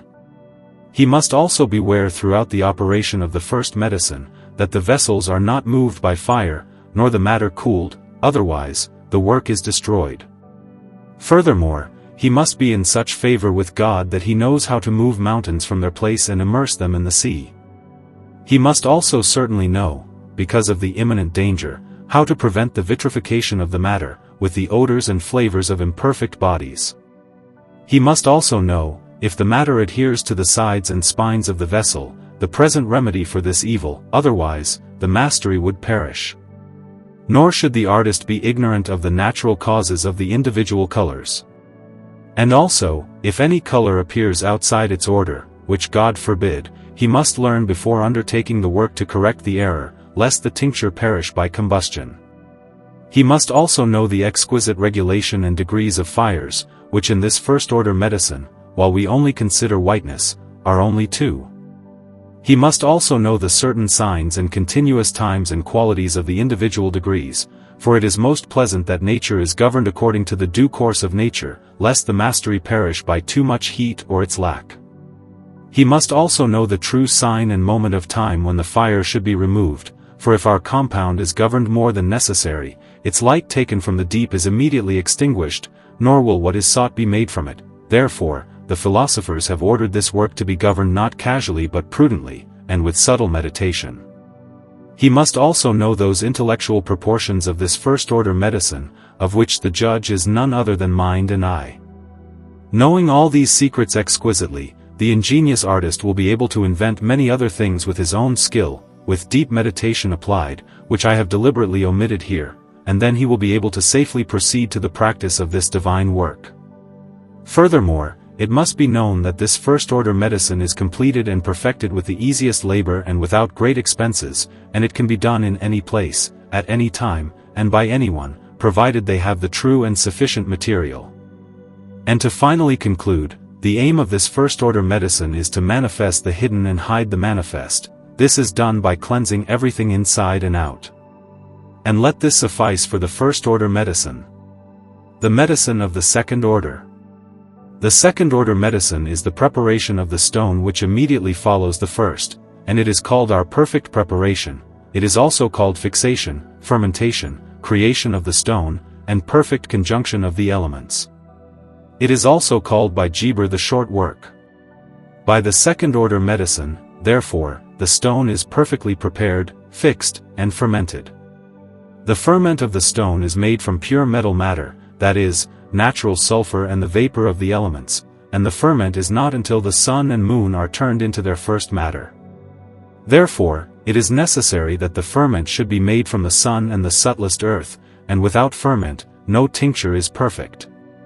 The ferment of the stone for white is silver, and for red, gold. And without ferment or fermentation, neither the sun nor the moon will be, nor anything else that is of their nature. Therefore, for silver or gold to be made, you must join the ferment with its proper sulfur, white or red, so that it can generate its like, both in nature and in color, because each thing generates its like. The ferment, like the sun, tinges, and changes its sulfur into a permanent and penetrating medicine. Hence Empedocles the philosopher, he who knows how to tinge with ferment and sulfur has reached the greatest secret, called white sulfur. Tinging is transforming the tinged into its nature and remaining with it without any separation, as in the nature of the fixing, tinging, and tinged. White sulfur is a body composed of the pure essence of metals, otherwise called quicksilver, brought from potential into act by the mastery of all the principles of the first-order medicine. Note that the philosopher's elixir is a complete tincture extracted from perfect metallic bodies through the benefit of true solution and perfect and natural coagulation. Or thus, it is a body composed of the purest and clearest species, and it is an antidote and medicine for all bodies to be cured and purified, both animal and mineral. The philosopher's complete elixir is composed of three things, namely, the lunar, solar, and mercurial stone. In the lunar stone is white sulfur, in the solar stone is red sulfur, and the mercurial stone embraces both natures, white and red. It is the foundation of the entire transmutatory art and the strength of the entire mastery, hence rhesus, white and red proceed from one root, without the intervention of any other body, that is, from Mercury. Also, Geber says, that the lunar and solar stone are the same in essence because both are perfected from Mercury alone, and Avicenna says, he who knows how to draw our medicine, that is, our most excellent elixir, from Mercury alone, will be the investigator of the most precious work. But before you undertake this second-order medicine, it is most necessary to know by certain signs the determined time from which it first takes its beginning, which you will easily recognize from the following sentences. Sentence. Hermes says, when that smoke becomes black and white, then it is fit to be joined with its soul, that is, the purity of the two luminaries, and with the body, that is, the oil of glass, otherwise not. King Halley, take the stone, which has descended to the bottom of the vessel, and wash it with hot fire until its blackness is removed, and its thickness departs, and make the additions of moisture fly from it until it becomes a very white calx, in which there will be no stain. Then indeed the earth is ready and purified to receive the soul. Bacon, when it is pure, cook it until it becomes like the eyes of fish, the stone is coagulated into roundness, and then its usefulness will be awaited. In the work of Sorin, sixth distinction, dissolve and coagulate with white fire until it appears like a naked sword, and make the body white by whitening. The author of the perfect mastery, when you no longer see any smoke going out through the distillation channel. Or according to Senior, until nothing of the tincture remains in the body that does not ascend with the humid spirit, which has wetted them, then you have perfectly washed the body from its impurities.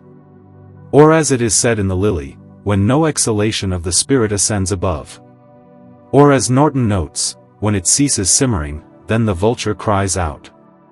The author of this book, our lion in our sea is our hydra, it eats its own heads, with its tail, and the head and tail are soul and spirit, and the soul and spirit are created from the mud, and in it are two opposites together, fire, that is, and water, and that animates that, and that kills this. And these joined together in our hydra should be submerged 7 times in our sea until the whole sea is dried up.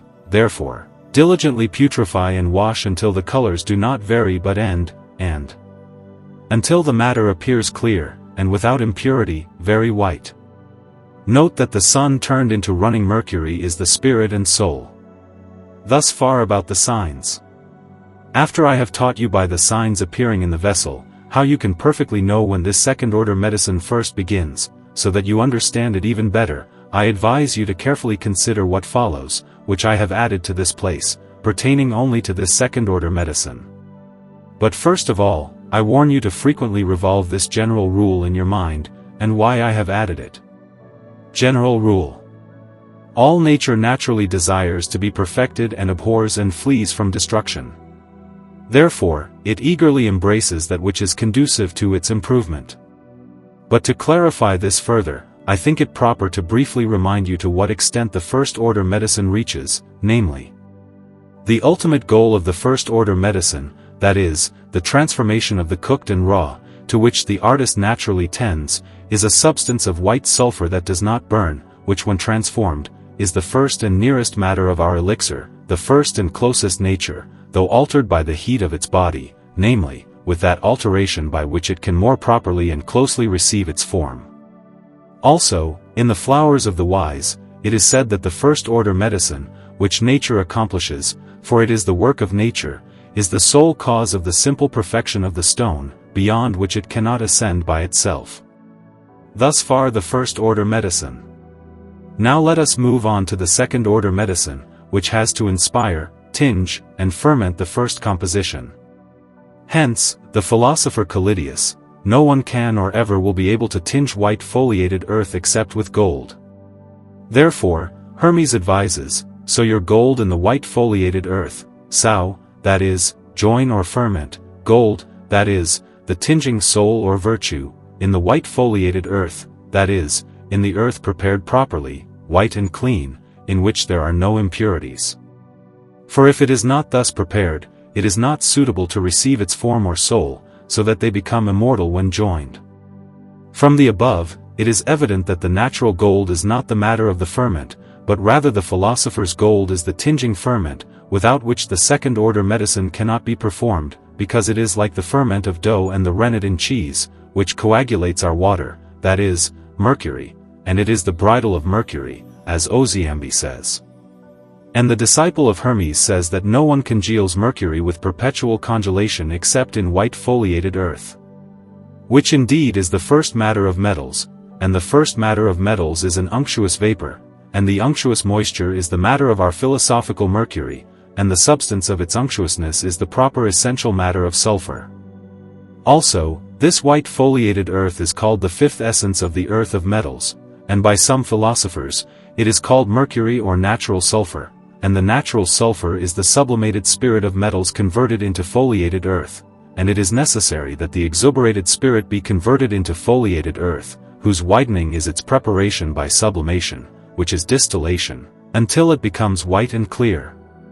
Furthermore, this white foliated earth or the leaves is also that pure, subtle, sulfurous earth, or that mercury upon which nature determined its first operations and left it imperfect. This mercury naturally desires to be perfected, that is, to be united or fixed with its form, so that in its perfection, it is integrated in unity, as any proper matter desires some proper form for the reason and cause of its completion. And the nobler and better the matter, the more it desires a nobler form, and the nobler the form, the more it ennobles its matter, and know for certain, that this perfection or fixation or ennobling cannot happen unless the artist is vigilant and assists nature. For there are certain things that nature cannot do, which must be perfected by art. For art in certain things corrects and surpasses nature, just as the infirm nature is helped by the industry of doctors. Also, nature does not make a house, nor does it create an electuary, because it cannot do these things by itself. Therefore, Dostin says, help what nature omits through art. For nature, or the work of nature, when it perfects the degree it cannot go beyond it. Then the artist, by assisting nature, brings it from imperfection to perfection, as the Congregation of Philosophers says. Therefore, in this white foliated earth, we sow gold when we impose the tincture of gold on it, but gold can never perfectly tinge another body more than itself. Hence Eirenaeus says, unless you place gold in gold, you accomplish nothing, and this certainly cannot be done unless perfected by art. Hence the disciple of Hermes says, nature contains in itself what it needs, but it is not perfected unless moved and operated by art. Also, Raymond says, although our stone already naturally contains its tincture, it was perfectly created in the body of magnesia, that is, in the white foliated earth, simply perfectly created, yet by itself, it does not have motion to become a complete elixir unless perfected by art and operation. Also, Geber in the operation of the roots, for this reason, the operation is done to enhance the tincture of gold and gold, more than it is in its nature. And also to make the elixir according to the allegory of the wise, composed of clear species, condiment, antidote, and medicine for curing, purifying, and transforming all bodies into true gold and silver. And these are enough for the ingenious. But to better satisfy you, I will also present a few more sentences related solely to the second-order medicine, and finally, for the grace of a certain beloved one, I will not refuse to reveal the entire secret of this matter more openly, namely, how our gold should be sown in gold, that is, in its own land. Which is nothing but pure mercury, which either evaporates with its entire substance from the fire, or remains in the fire with its entire substance, standing, tinging, remaining. Note about pure mercury. Pure mercury is a certain matter or substance proper to quicksilver and sulfur, smoky, and very subtle, generated by our art, very clear and bright, like a tear, in which the spirit of the fifth essence hides and resides, that is, the fifth metallic essence. However, this substance is not pure sulfur, nor pure quicksilver, as they are in their nature in their ores, but a part of those, namely, both, which are neither quicksilver nor sulfur, as Geber says. This substance, smoky and volatile in its own substance, is fixed and changed into another nature than that of quicksilver and sulfur, fixed and firm, enduring fire, and not fleeing from it, but persisting in it. Or thus, what was first tempered and coagulated by the heat of its body, is now made solid, fixed, and tinging by our art, mixed with other convenient substances, turned into a flowing, fixing, tinging stone, enduring in the fire. Also, note that the beginning of this matter, that is, pure mercury, has two principles, the material and the agent. The material is quicksilver and sulfur, or arsenic, which is the same. The agent is heat, which is the instrument moving the material to corruption, and there is no other agent in the world. Also, note that this pure mercury, upon which nature bases its action and operation, is quicksilver and sulfur reduced or produced to a certain watery, very subtle, very clear, very white, and very pleasant nature, which they call quicksilver, and to a certain earthy, very subtle material of our art, which they call sulfur, which philosophers have wonderfully hidden. This quicksilver and this sulfur are one thing and come from one thing. And that it is one thing is evident because the philosophers call the said quicksilver sulfur, and the said sulfur quicksilver. Hence at Bahali, you should know, investigators of this art, that the foundation of the art, for which many have perished, is one thing. And Eirenaeus says, nature is venerable, nature is one that surpasses all, and many such things have philosophers said to show and demonstrate that our pure mercury is one single thing and comes from one thing. And Geber says, it is one stone, one medicine, in which the whole mastery consists. Also, note that this pure mercury, like any elemental body, has in itself a radical or formal heat, by which it persists, and it is its fixed principle by which it persists and multiplies its seed, and this in gold is its sulfur. In silver, it is its living argentite fixed. In mercury, it is its honored water fixed, which directs the material to the end, form, and proper species. Also, note that this honored fixative is the preparer of things from beginning to end, and it is that which manifests the tincture and projection, and it is the mediator between contraries, which can never unite unless this honored fixative is present, which passes confusedly through all elements and participates in each of their natures. And unless it were present, the intention of any wise person would be in vain in any root of wisdom. And it is the beginning, the middle, and the end, and makes peace among enemies. Also, note that this pure mercury is the subtle middle substance of mercury, from which our medicine is made, and from that it must be immediately created, which originates from quicksilver, which is good if it contains the proper fixity or solidity and an equal proportion of the two components, namely, quicksilver and metallic sulfur. Also, note that this pure mercury is the matter Bacon speaks of in his Mirror, saying, "Choose the matter in which there is pure, clean, clear, white, and red quicksilver not brought to completion, but equally and proportionally mixed in the proper way with such sulfur, and frozen into a solid mass, so that later, with our ingenuity and prudence, and with our artificial fire, we can bring it to its inner cleanliness and purity, and make it such that it, after the completion of the work, is 1,000 times stronger and more perfect than the simple bodies cooked by natural heat."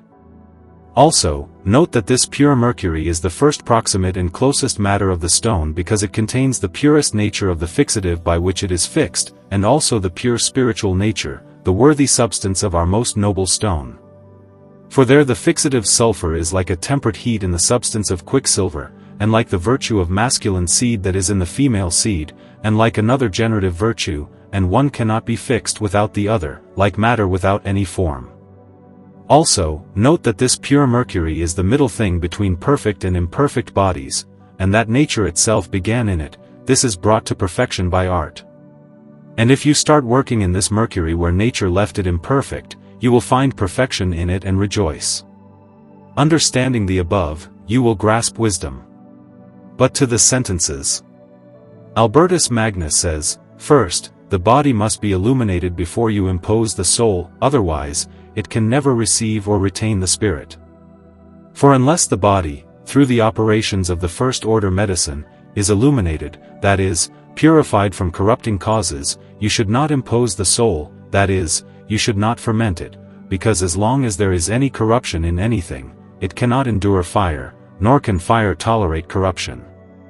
Therefore, before you presume to impose the soul, the body must be masterfully cleansed from all its corruptible impurities, until it is the pure element of the first thing, then it will easily receive the soul, love it, and retain it.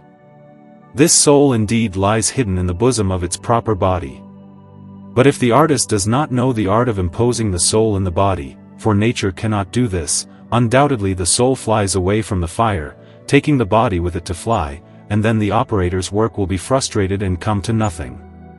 Theophilus, the intention of philosophers is to mix white or red quicksilver with its own sulfur, and without doubt, it will not flee. Therefore, mix clean quicksilver with clean quicksilver of its own kind. When this is done, you have the greatest secret.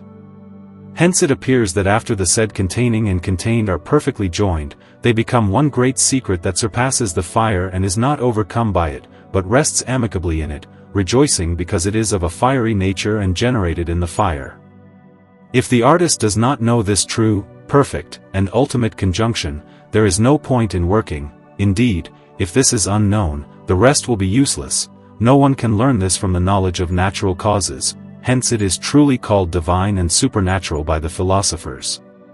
Marry the sister of Moses, marry gum with true gum, then they become one flesh, that is, after they have been perfectly purified from all dirt. Then they are commiscible by the smallest particles, and first receive the tinging virtue. Therefore, the artist also makes this marriage to make the true and perfect fixation of the tinging and tinged. The author of this book, when all things are altered by the principles of the first-order medicine, sublimated, subtle, and prepared, then the artist should join two waters, sulfur and its mercury, soul and body, sun and moon, male and female, two sperms, and, so to speak, quicksilvers, and from these quicksilvers, the pure mercury mentioned above is made, from which the philosophers say their stone is constituted, which the pseudo-philosophers are deluded about natural mercury. This mercury is indeed male and female, and a hermaphrodite monster in the marriage of the soul and body. Therefore, perform the betrothal between the man and the woman, and you will have the mastery, because then the fixed spirit is in the body, and the moon is incorporated into the sun, and mixed by the smallest particles. And so the work is completed. Take white sulfur, and fix it on its white body, fixed, and cleansed, that is, on silver, and red sulfur on its red body, that is, on gold. Hence Pythagoras in the Taba, whoever coagulates the quicksilver extracted from the bodies by dissolution, sublimation, and subtilization, with white or red sulfur, enduring all fire, that is, so that it is fixed, has no way to whiteness or redness. Operate therefore prudently and not casually, because the said sulfur will neither be sun nor moon, nor remain in the essence of the metallic nature unless it is fixed so that it can generate its like, and also become a complete elixir, that is, what composes it. Plato, when the body has been cleansed, and incorporated with the spirit, and sublimated, then both become an unctuous vapor, stripped of burning substances, a subtle air, of extreme penetration, a soul liberated from vices and impurities, because united with its cleansed body through the spirit, that is, purified mercurial water, it becomes a most pure and incorruptible being. When therefore the soul, after the first preparation is completed, is joined with its cleansed body, it continues to act on it, penetrating it completely, until it converts the whole into a most pure and incorruptible being. And this conjunction must take place at the very hour of the birth of the stone, as Halley says in the Book of Secrets, whoever does not find our stone at the hour of its birth should not expect another in its place. For whoever undertakes our divine work without knowledge of the determined birth hour of it, will never achieve anything in his work except useless labor and the penalties of his ignorance. Eirenaeus, the secret of this mastery which I have briefly collected here, and presented to you collected, is, that one part of this matter converts 1,000 parts of silver into the purest gold. Avicenna confirms the same when he says, "It is heavy to cast over 1,000,000 and beyond, and immediately penetrate and transform them. Therefore I will now hand over to you a great and hidden secret. One part must be mixed with 1,000 parts of the nearest body, and this whole should be firmly enclosed in one vessel, and suitable. This we explain as follows. One part must be mixed, that is, fixed, a perfect calcined body, with 1,000 parts of the nearest body, that is, with the humid spirit purified from all dirt, and this whole must be firmly enclosed, that is, firmly sealed, in one vessel, that is, its proper body, and suitable, that is, cleansed." Note that what is closest to perfection is easier to bring to perfection. What is the nearest body, and what are the remote bodies? If you do not understand from what we have revealed in this book, read Roger Bacon in his Mirror. Eirenaeus, "Let fools seek and err by seeking, for they will not reach perfection until the sun and moon, that is, spirit and soul, are converted into one body, that is, into earth combined, which cannot be done before the day of judgment." Therefore note that this medicine, the second order, is also called the day of judgment because, due to the perfect conjunction or true marriage, the separation of the elect from the damned also takes place. For the powder ascending from the dregs above is ashes from ashes, and the extracted, sublimated, honored, and chosen earth. But what remains below is the ash of ashes, and the inferior ash is condemned, slag, and the scum of bodies to be cast away, in which there is no life, because it is the lightest powder that vanishes with a slight puff, because it is a corrupt sulfur excluded by nature.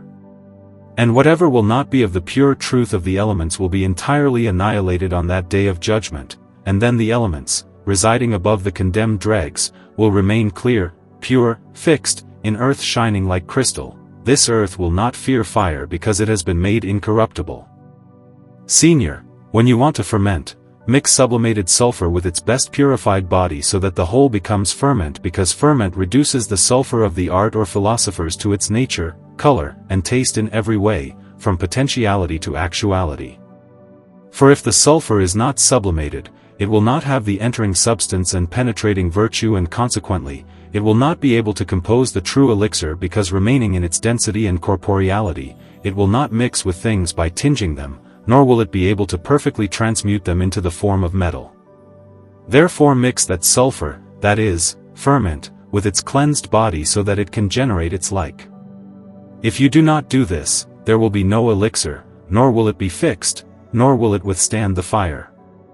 Hence it appears, as from the above, that the mixture of the ferment is with the cleansed body, and not with the impure body, because, as Basius says in the Perfect Mastery, stones do not receive each other unless they have been most perfectly purified from all their corruptible impurities, that is, until the middle substance of mercury and the body sulfur, in the first work, have been perfectly cleansed from their impurities, that is, their conjunction is not possible unless they first become spiritual, that is, by the alteration of both from their virtue and property, that is, by the conversion of their natures, then they will be mixed in every way, that is, by the smallest particles. And when they are thus altered and purified, they should then be fermented, because then like will embrace its like, because of the desire for the material adherence of matter and the sulfuric form. What fermentation is?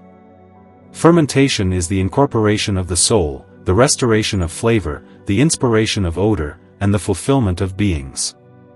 And the reason for its invention is the reduction of the tinging and tinged from potentiality to actuality. Note that in all fermentation, great care must be taken about the vessels so that they do not break. Know this because it is a great secret. About ferments. Ferments are multiple, simple, and compound. Simple ferments are those to which nothing is added, as are the elements simply taken, like souls extracted from their bodies. Compound ferments are, when some are mixed with others, like bodies reduced to the nature of sulfur, joined with their oils. There are also sulfurous ferments of imperfect bodies, which are called middle ferments, but know for certain, that if you do not know how to reduce perfect bodies into mercury and into their first matter, you will not be able to make either simple or compound ferment, and if you do not have these ferments, you cannot bring the stone to its end. Note that the first matter is twofold, one is proximate, the other is remote. The proximate matter is quicksilver, the remote is water, because quicksilver was first water and then quicksilver, but the reduction of perfect bodies particularly into mercury and into their first matter, is nothing else but the resolution of perfect and fixed white and red matter, by which resolution the seed is opened for the ingress of one nature into another. Also, note that the ferments must be most excellently prepared before you approach fermentation. The preparation of ferments before fermentation is that they must pass through the principal regimes converting our mastery, for it is necessary for you that the powder is first calcined by liquefaction, then the powder dissolved by dissolution, thirdly, the powder well hardened by congelation, fourthly, the powder sublimated by separation. But in hardening and mortifying consists our secret, because without them no simple body can be perfectly fixed. And unless you make the perfect fixation of altered things, there will be no gold or silver as said above. Also, the ashes of silver in the white work and the ashes of gold in the red work are ferment, and the silver and gold of the philosophers is their water, and their water is the ferment of the body, and their bodies are their earth, and the ferment of this divine water is ash, because it is the ferment of the ferment. And thus the powder of the ferment is nothing else but silver and gold, without which, completely, the elixir is not made, just as dough without ferment is not fermented, because it is the completing of tinctures and spirits. Therefore, join silver with silver, and gold with gold, that is, water with ash, or ferment with ferment, and then honor our king with his wife coming from the fire crowned with a diadem. From this, it can be gathered that whatever truth is contained in this second-order medicine consists in joining or conjoining the moist with the dry immediately and directly after their preparation. And this is conceded by all philosophers. For the moist, understand the liquid spirit purified from all dirt, and for the dry, understand the pure and calcined body, and indeed, after they are joined, they are never separated by any kind of ingenuity. Unless it is possessed by that from all one, to which it is given, by which they can again be resolved into the first matter and totally corrupted. Geber confirms the same in the Book of Examinations, with these words: if the sun and moon are incorporated, by art, together, they are not easily separated because of their proximity of nature, and thus one desires the other, because one is dry and the other is moist. But after one has attained the other, they embrace each other with such a strong bond and contain each other that one cannot easily be separated from the other, because when form is joined with its matter they certainly embrace each other most avidly, and the more perfect perfects the less perfect, and this naturally and amicably, because all nature desires to be perfected and naturally abhors to be destroyed. Note that matter and form must necessarily be of the same species. Further, this second-order medicine concerns that of Hermes. Know, he says, the seekers of rumors and the sons of wisdom, that the vulture on the mountain peak cries out with a loud voice, saying, protect me, and I will protect you, give me my right so that I may help you. For my sun and my inner rays are within me, the moon, however, is mine, and my light surpasses all light, and my goods are superior to all goods. Nothing better or more venerable in the world can be made than when I am joined with my mother and my breast, for I then make my substance rest and my essence be contained. Hence the enigma. My mother bore me, and by me, she is begotten. First, she will rule over me, but thereafter I will rule over her because I became the pursuer of my mother when I began to fly from her. She, however, like a loving mother, nourishes and clearly preserves the son she bore, until I come to a perfect state, that is, to perfect whiteness. About this whiteness, Eirenaeus says, whoever has whitened the soul and made it ascend and has well preserved the body and removed all obscurity from it, and extracted the bad odor from it, will be able to infuse it into the body. And at the hour of whiteness or conjunction of the stone, the greatest miracles appear, that is, all colors that can be imagined in the world suddenly appear. The diversity of colors only appears in our stone during the conjunction of the soul with the body, as Eirenaeus says, in one only time of fire does it renew various colors in it, and then they are fixed, and come together into one color, namely whiteness. For whiteness is the beginning and foundation of the philosophical work. After that, you cannot go wrong in decoction because after whitening, both the fleeing soul, that is, Mercury, turns into non-fleeing earth, and makes it spiritual, clean from earthiness, airy, and subtle, and thus the spirit and soul are not truly united with the body except in the white color. Then the imperfect body is colored with firm coloring, through the ferment, which is the soul of the imperfect body, and through the spirit, the soul is united and bound with the body together in the color of the ferment, and becomes one with them. And thus in the imperfect body, the pure is first extracted from the impure, the subtle from the gross, gently with great ingenuity, that is, with appropriate and nourishing heat. Then it is dried and fixed and becomes dead.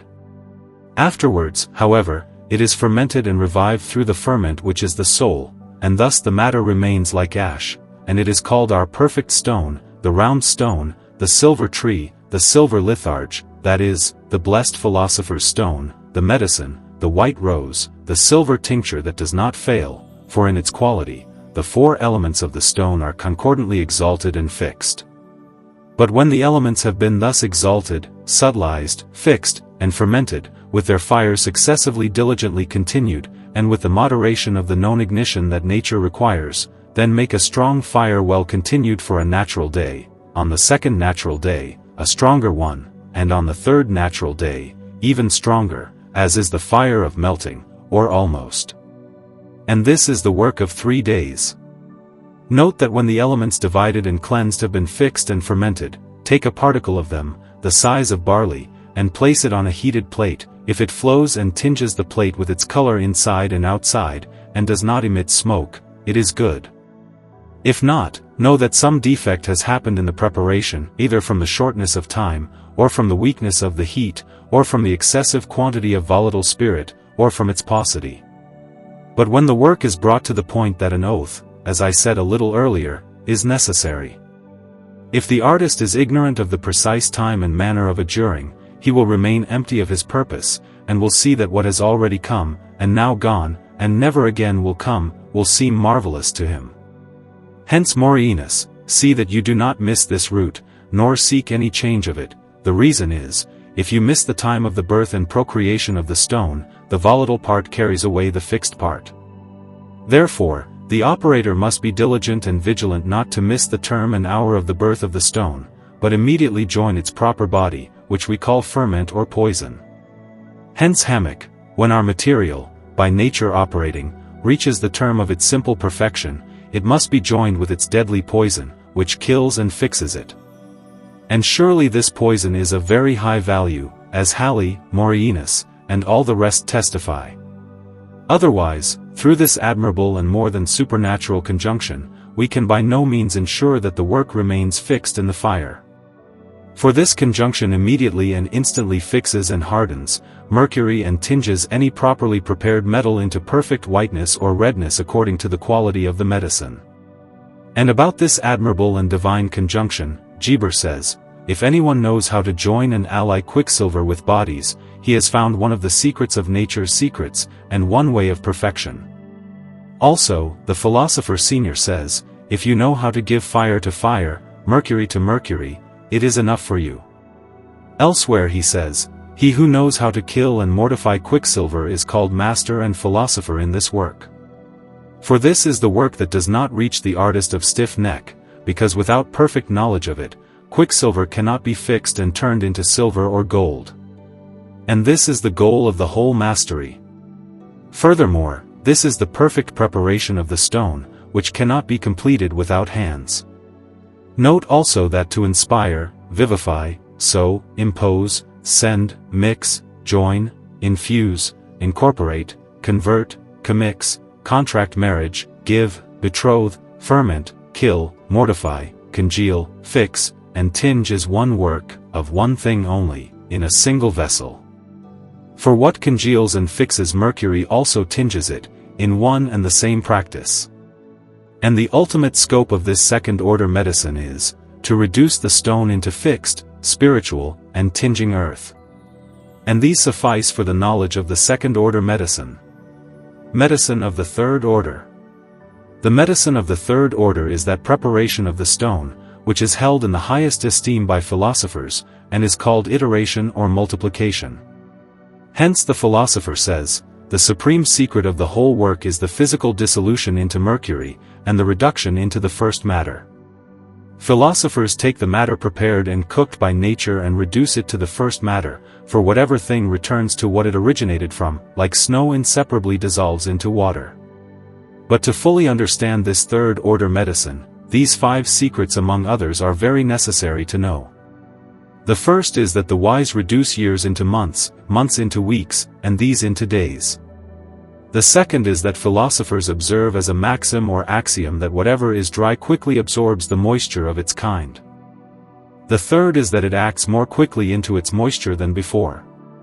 The fourth is, the more earth there is, the less water there will be. Hence the solution will be done more quickly and better. The fifth secret is that every solution is made according to suitability, and whatever dissolves the moon also dissolves the sun. About our dissolution and how it is done. Our dissolution is the resolution of our dry matter into water, and the reason for its invention is to make its intrinsic become extrinsic and suitable for distillation. The method of making our dissolution is as follows: after our stone is made in fire, and purified from all filth, that is, cleansed from all impurities, note, that is, after whitening, and the philosophical spiritual washing previously explained to you, then grind it into very fine powder on a stone, and firmly fix it. Then dissolve it in our celestial vinegar, and it will certainly be dissolved, in its own certain and determined time, into very clear water, almost like spring water, and after the stone has been completely dissolved, then distill by our distillation, as taught in the first-order medicine, firmly sealing the mouth of the vessel with the sapient clay, so that our mercury cannot evaporate, and coagulate with moderate heat, and finally calcine in its proper way, and know that in this dissolution of the stone, one part tinges many parts of mercury or any body into true moon or sun, according to how the stone is prepared, and this our dissolution is our secret and the perfection of wisdom. Note that when we dissolve, we prepare, sublimate, calcine, cleanse, join, compose, and separate simultaneously without interval or space of time. Also, note that in every physical dissolution you should put 3 things: the thing that moistens, that which divides, and that which washes, and with these make all dissolutions, that is, washing, distillation, fusion, subtiliation, hardening, ceration, and grinding. Understand here that these things are 1 in essence, but 3 in action. Also, note that in every physical dissolution up to 15 dissolutions and coagulations, according to the author of the Lesser Rosary, incorporation of the dissolved and dissolving should take place, and there the body should become spirit, and the spirit body. Also, note that in every physical dissolution, 3 things should be sought with the greatest zeal: weight, measure of time, and fire, which if ignored, you will undoubtedly waste your labor and oil. What our multiplication is. Our multiplication is nothing else but the increase and multiplication of natural heat, which is non-burning sulfur in the matter of quicksilver, when it is certain that quicksilver is the material of metals in which its brightness is fixed. Because metals need only substantial nature, and the substance in which the tincture of sulfur is fixed, it must be of the preserved material from all burning, lovable, and pleasing to all metals. And that said substance is such that it can be fixed without consuming its own proper moisture, and without burning its own substance, and therefore the tincture of sulfur must follow such a substance and be collected in it if you want it to be the tincture of metals, and all this is quicksilver. Therefore it is said that quicksilver with ignition is the cause of multiplication and perfection of all metals. And metals are that from whose spirit every white and red stone is composed, and the spirit of metals is that in which the natures of metals rest, and that spirit by the consideration of the archmages is called quicksilver, and that quicksilver is the material of metals in substance, as said above. General rule. If perfect bodies are reduced into flowing mercury and dry water, they cannot be multiplied, for nothing comes from perfect, because it is already perfect as nature and our art has perfected it. Examples: fermented and baked bread is perfect in its state or being and has reached its ultimate end, nor can you ferment it further, so it is with silver in the white work, and gold in the red work. Pure silver or gold reduced by the test of fire into a firm and fixed body, and you cannot ferment it further in the opinion of philosophers, unless you have the first matter of metals, in which silver or gold is dissolved into the first matter, and into miscible elements. Let us take therefore that matter from which gold or silver will be, and by our art bring it into true philosophers' ferment, and change it ingeniously into perfect matter, or into the form of perfect bodies, and then begin a new operation. Hence many laboring in this way, even philosophically, have been deceived because they leave the work where it should have been begun again. Hence Hermes, woe to you, sons of doctrine, who hope to gather fruit before it is ripe, and expect to reap before harvest. Therefore, after you have perfected our white medicine, that is, after the first revolution to complete whiteness, then divide it into 2 equal parts, one of which you will multiply for white medicine with your carefully reserved water, and thus it will never cease to be. The other part you can also multiply for red medicine. And these 2 medicines can be multiplied in 2 ways. The first way by dissolution and repeated coagulation, that is, by corrupting the stone through distillation and putrefaction, and through the conjunction of the elements, and inhumation in the air or in the earth, and by the decoction of air and common fire.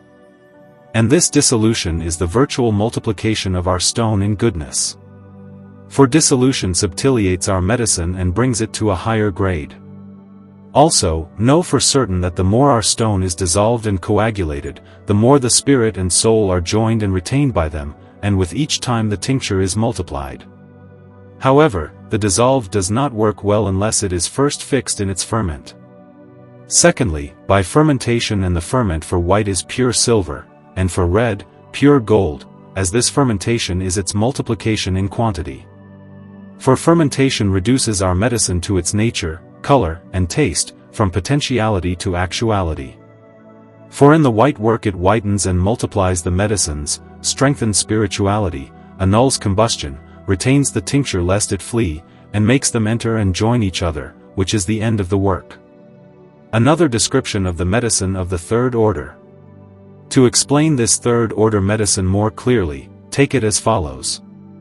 It is absolutely necessary that mercury be made from the body, that is, that the fixed becomes volatile with the volatile, that is, with clean mercury. I will give an example from ice. If ice is placed in simple water, it dissolves in it by heat and returns to its first aqueous substance, and thus the water is tinged with the occult virtue that was in the ice. If, however, the ice is not dissolved by heat into water, it does not unite with the water, but lies in the water, nor does it tinge that water with its virtue, which was previously coagulated in it by the species. Similarly, if the body is not dissolved into mercury with mercury, you cannot extract the occult virtue from it, that is, sulfur digested and cooked by the work of nature in our mineral. When therefore you have fixed our white medicine the first time by sublimation, then it is reduced over its own proper spirit, so that they are mixed together, and liquefied by the secret of nature in the philosopher's vessel, for when they have stood for a while in the fire, the stronger of them conquers, converting the whole into a spirit like itself. Then join it with the spirit, and you will be able to generate its like, nor join it with any other to convert to itself, except with that from which it was in the beginning. The reason is, that sulfurs are contained by sulfurs, and moisture with similar moisture. For the spirit converting sulfur into a spirit like itself, both becoming fleeing, and the airy spirit ascending with the air, love each other, hence Hermes, the wind carried it in its belly, for the generation of our offspring is in the air, and born in the air it wisely is born, for it becomes spiritual. For it ascends from the earth to heaven, and again descends to the earth acquiring the power of the superior and the inferior. Hence Arnold, our Son must be exalted from the earth to the air in the cross, so it must suffer, and then by conjunction enter its glory. To enter its glory, however, is impossible unless you capture it. Capture is to join it with the body from which it was taken from the beginning, for in it it is captured from the fleeing spirit to the subsistence of the body. Therefore join your work with the body to generate its like, because nature is only contained in its nature. Again, when the philosophers saw that what was fixed with the fleeing spirit had become fleeing, they repeatedly reduced it over the body, and thus they placed it in that very thing, so that both could not flee because of their proximate natural compatibility. Surely the soul enters its proper body more quickly than if it were placed in another. If you attempt to place it in another, you will labor in vain, because there is no affinity between darkness and light. Therefore, to the same body from which they extracted the soul, they reduced it again and prepared it together, and the tinging and tinged became one tincture. However, do not think that what tinges and flees is the true tincture of the philosophers, for sulfurs tinge and flee, unless joined with similar mercury. Therefore we command white mercury to be mixed with white mercury, and one fixed white tincture will be made. And know that all operators fail in their purpose if they omit this secret. Then dissolve it again in mercurial water and sublimate until they become clear water, then dry and fix, finally remove from the fire, and let the whole cool, for peace has been made over Israel, because this medicine in its highest degree is prepared for whiteness, standing, penetrating, tinging, enriching, consolidating, persevering, very quickly flowing, and turning any imperfect body and also quicksilver into the truest silver, because as Rhazy says, Morinus and the assiduous, the earth as often as it is whitened becomes fixed by the fixity of the moon, and therefore tinges into the moon, but then in the work is the leap of the moon, that is, the sublimation of lunar moisture, and the circle of the sun, because after the extraction of the solar spirit from its body, the earth becomes fixed by the fixity of the sun, and then tinges into the sun. Because as Plato says, just as every silver contains white sulfur, so every gold contains red sulfur, and such sulfur is not found on earth, as Avicenna says, as in these two bodies. And for this reason, we dissolve these two bodies and prepare them subtly, to have sulfur and mercury from that material on the earth, from which gold and silver were made under the earth. For the shining bodies are those in which tinging rays are present, which tinge other bodies into whiteness and redness true without admixture of another foreign thing. Therefore, silver is the tincture of whiteness, and gold is the tincture of redness. With those bodies, that is, silver and gold, mercury is mixed and fixed with the greatest ingenuity, which does not reach the artist of gross ingenuity. About the red tincture and its multiplication. The red tincture is to be extracted solely by fermenting the mercury with the sun's ferment, just as the white tincture is with the moon's ferment. For making the red tincture, it is said that it should be done in the same manner and with similar management in all respects as you did for the whitening, so that it should not start again from the beginning but only be multiplied. For the solution and drying of the body, add only raw mercury, and no more than you did for the whitening, increase the heat over time. But unless you first make it white, you cannot make the true red, therefore, it is necessary that it first be white before it becomes red. Just as it is impossible to reach the third stage without passing through the second, so you cannot go from black to yellow or red without first achieving white, because yellowness is composed essentially of much white and a little red.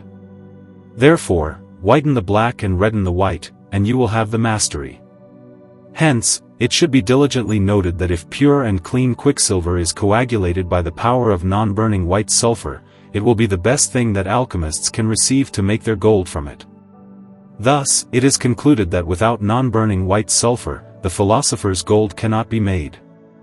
This is because the best sulfur, with its clear redness, cannot become red unless it was first white. Therefore, the philosophers have taught first the composition of white sulfur for silver and then red sulfur for gold, because gold cannot be made unless it was first silver. The white sulfur is obtained from the purest quicksilver, as it alone contains everything we need. Therefore, the artist must be of steadfast will in the work, not using many things, but only focusing on the complete work, because our art is not perfected in the multitude of things. When the whiteness appears in the vessel and surpasses everything, it is certain that redness is hidden in that whiteness, and then there is no need to remove that whiteness but to cook it until everything becomes red. Indeed, the color of redness is achieved solely through complete digestion. Therefore, only by cooking after the whiteness will you reach redness by continuing the dry fire, for just as the moon, after being full, begins to diminish day by day until nothing appears of it, so the whiteness and illumination of our white body begin to diminish through cooking until all whiteness is reduced, and redness appears through yellowness, which will fully appear if there remains nothing of that watery moisture that brings forth the whiteness, if indeed something remains of that watery moisture, which brings forth the whiteness, then the drying is not complete. Dry it therefore until it comes to completion, and then it will be good. For this, consider also the saying of Hippocrates in the Aphorisms, if emptying is to be done, let it be done, it is beneficial, and it will be good, if not, it will be the opposite.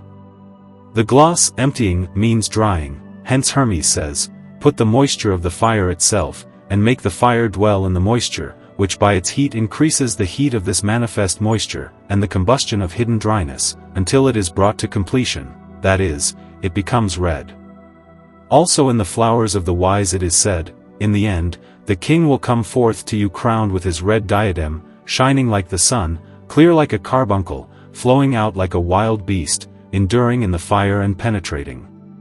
Dastinus also says, cook the dry with dry fire and dry calcination until it becomes red like cinnabar. Also concerning the same, burn it, that is, dry it without fear, until it is clothed in the most reddish color, and do not cease from the work, even if the redness is somewhat slow to appear, for just as the first digestion of the stomach makes everything white, so the second of the liver makes everything red. Hence it appears that by increasing the fire after the whiteness from the first colors you will have redness.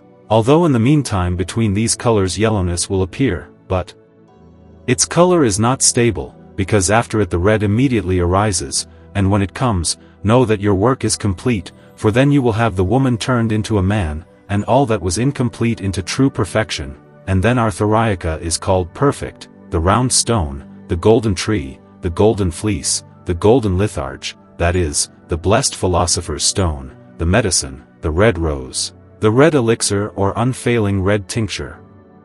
Then also is fulfilled what the learned philosopher says, if the sulfur is pure, clean, and clear with redness, and it has the non-burning simplicity of fire, it will be the best thing that alchemists can receive to make gold from it. This indeed converts quicksilver and any imperfect body into gold. Now let us come to the matter itself. Take that part reserved for the red medicine, and place it in its vessel, that is, in its digestion furnace, and sublime it until it is washed and completely raised. Note that it is completely raised. If this does not happen, add to it an unfixed quantity of the fixed part, so that the volatile part surpasses the fixed part until it is sufficient for the elevation of the fixed part, neither more nor less, because if there is too much, it will become a sea of confusion, if too little, it will burn to ashes. Therefore, rule everything by measure and weight. When the fixed part begins to be elevated, repeat its elevation time after time until through this elevation and the increase of fire it is turned into the most red medicine, then finally fix it firmly in the manner of fixation, and know that as many times as the fixed part is elevated and fixed with the non-fixed spirit, it will be multiplied not only in quantity but also in virtue and subtlety of tincture. Then again join it with raw mercury, and elevate it by the method known to you until it is again elevated and fixed. Then by adding new moisture, exalt or elevate, and again fix it.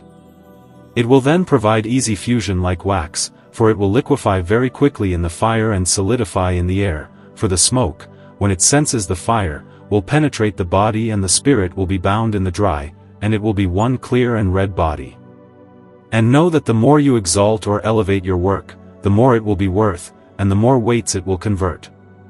Therefore, do not cease to elevate the work and refine it as much as you can, and certainly the cause of its final liquefaction is the refinement of its parts in the fire, for whatever from its own nature is most dissolved is most refined, therefore what is most dissolved is most refined, and therefore most valuable.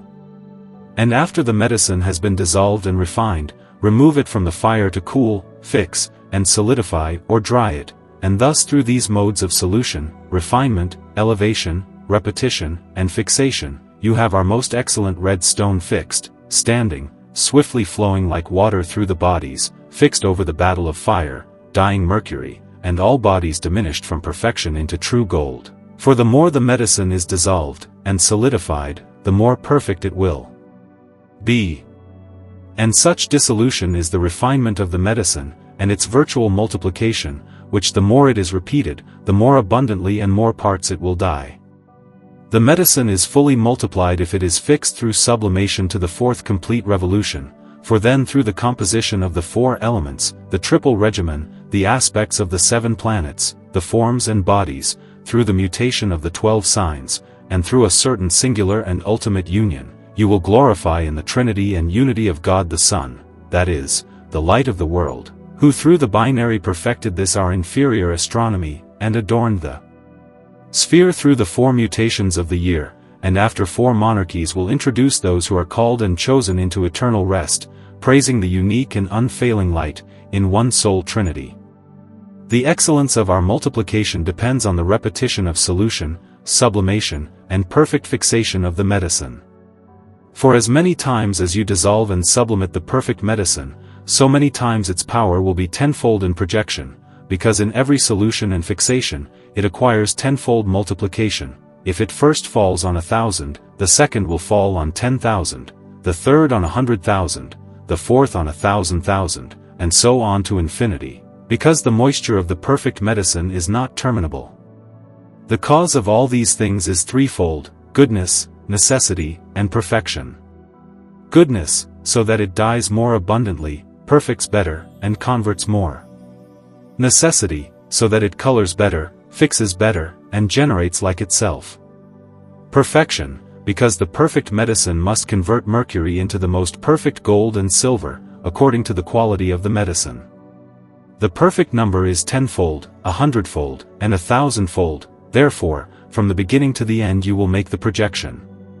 The cause why the complete medicine can be multiplied infinitely is this. It is like a seed sown in good soil, and like fire in wood, and like moss in good perfumes. For the more it is sown and used, the more it grows. Therefore, in every projection, it is necessary to reserve some part for multiplication, because you will be enriched by it, just as one who has fire will be enriched by fire. Now we have completed our medicine in heat and cold, moisture and dryness, equally tempered, hence whatever opposes it will be of the same complexion as that to which it is opposed, so if you put water in it, everything will dissolve in water, if fire, everything will be fire. And the final goal of this medicine of the third order is to open perfect bodies with the first water, and make them subtle, so that the second water can better enter to do its work, which is to exalt the earth into a wonderful salt by its own attractive power. On the difference of the 3 medicines. The medicine of the first order only cleanses and dyes bodies in appearance, because its tincture in the examination of ashes recedes. The medicine of the second order cleanses and dyes bodies not only in appearance but also in essence, because its tincture is fixed, but without utility. The medicine of the first order, or the first degree of preparation, cleanses and purifies our stone from corrupting impurity, and makes it pure and volatile. The medicine of the second order fixes our stone, and we call this the second degree of preparation. The medicine of the third order, or the third degree of administration, is to make the fixed stone volatile and the volatile fixed, and this is its multiplication. The first degree is the work of nature, the second of art. The third of nature and art. The medicine of the third order is twofold, namely, lunar and solar, yet it is one in essence and similarly in the mode of operation, and therefore it is called a unique medicine by the ancients. They differ, however, because in the solar medicine there is an addition of yellow color, which is caused by the purest essence of fixed sulfur. The medicine of the third order is called the greater order, because it requires more sagacity in its administration and perfection, preparation, and longer labor to complete the truth, and therefore this order's medicine is not diversified from the second order's medicine, except by the most subtle degrees of preparation in its creation, and by the longer duration of labor. The medicine of the first order is called the one work, the second the middle, and the third the great work. And this suffices for the difference of all medicines. Principal and necessary things pertaining to the work. By numbers. If in this treatise, easier than all others, and by a method different from others, we have clearly, openly, and copiously demonstrated the matter of the philosopher's stone, and also led its management to completion. Nevertheless, to make the whole secret and the greatest gift of God known more clearly and briefly to all who deserve it well, it pleased us to add these numbers 448, 344, 256, 224, without whose understanding the artist will never attain the desired end. Whoever can understand, let him understand. Now we testify by the author of the most precious stone that whatever the wise have delivered enveloped in their enigmas and the darkness of night, we have now openly revealed. Therefore, if anyone reaches the knowledge and perfection of the invention of this greatest and most marvelous treasure of all, we beseech, adjure, and constrain him by the most holy name of God to guard it inviolably with a sincere and honest mind, lest he cast the bread of the wise to the dogs. A brief recapitulation of the three medicines. First, we compose, we putrefy the compound, we dissolve the rotted, we divide the dissolved, we cleanse the divided, we unite the cleansed, we separate the united, we distill the separated, we purify the distilled, we fix the purified, and thus the medicine of the first, second, and third orders is completed. On the virtues of this admirable philosophical tincture. Plato says, "Whoever has this gift of God has the greatest secret of nature, the most precious secret above all price, an incomparable and most precious treasure." Also, the philosopher Herazart says, "Whoever has this knowledge has an incomparable treasure, and is born under a fortunate constellation in this age, richer with infinite riches than the kings and princes of this world." Hermes also says, "Whoever has perfected this art once, if he should live for 1,000,000 years, and nourish 4,000 people daily, he would not lack."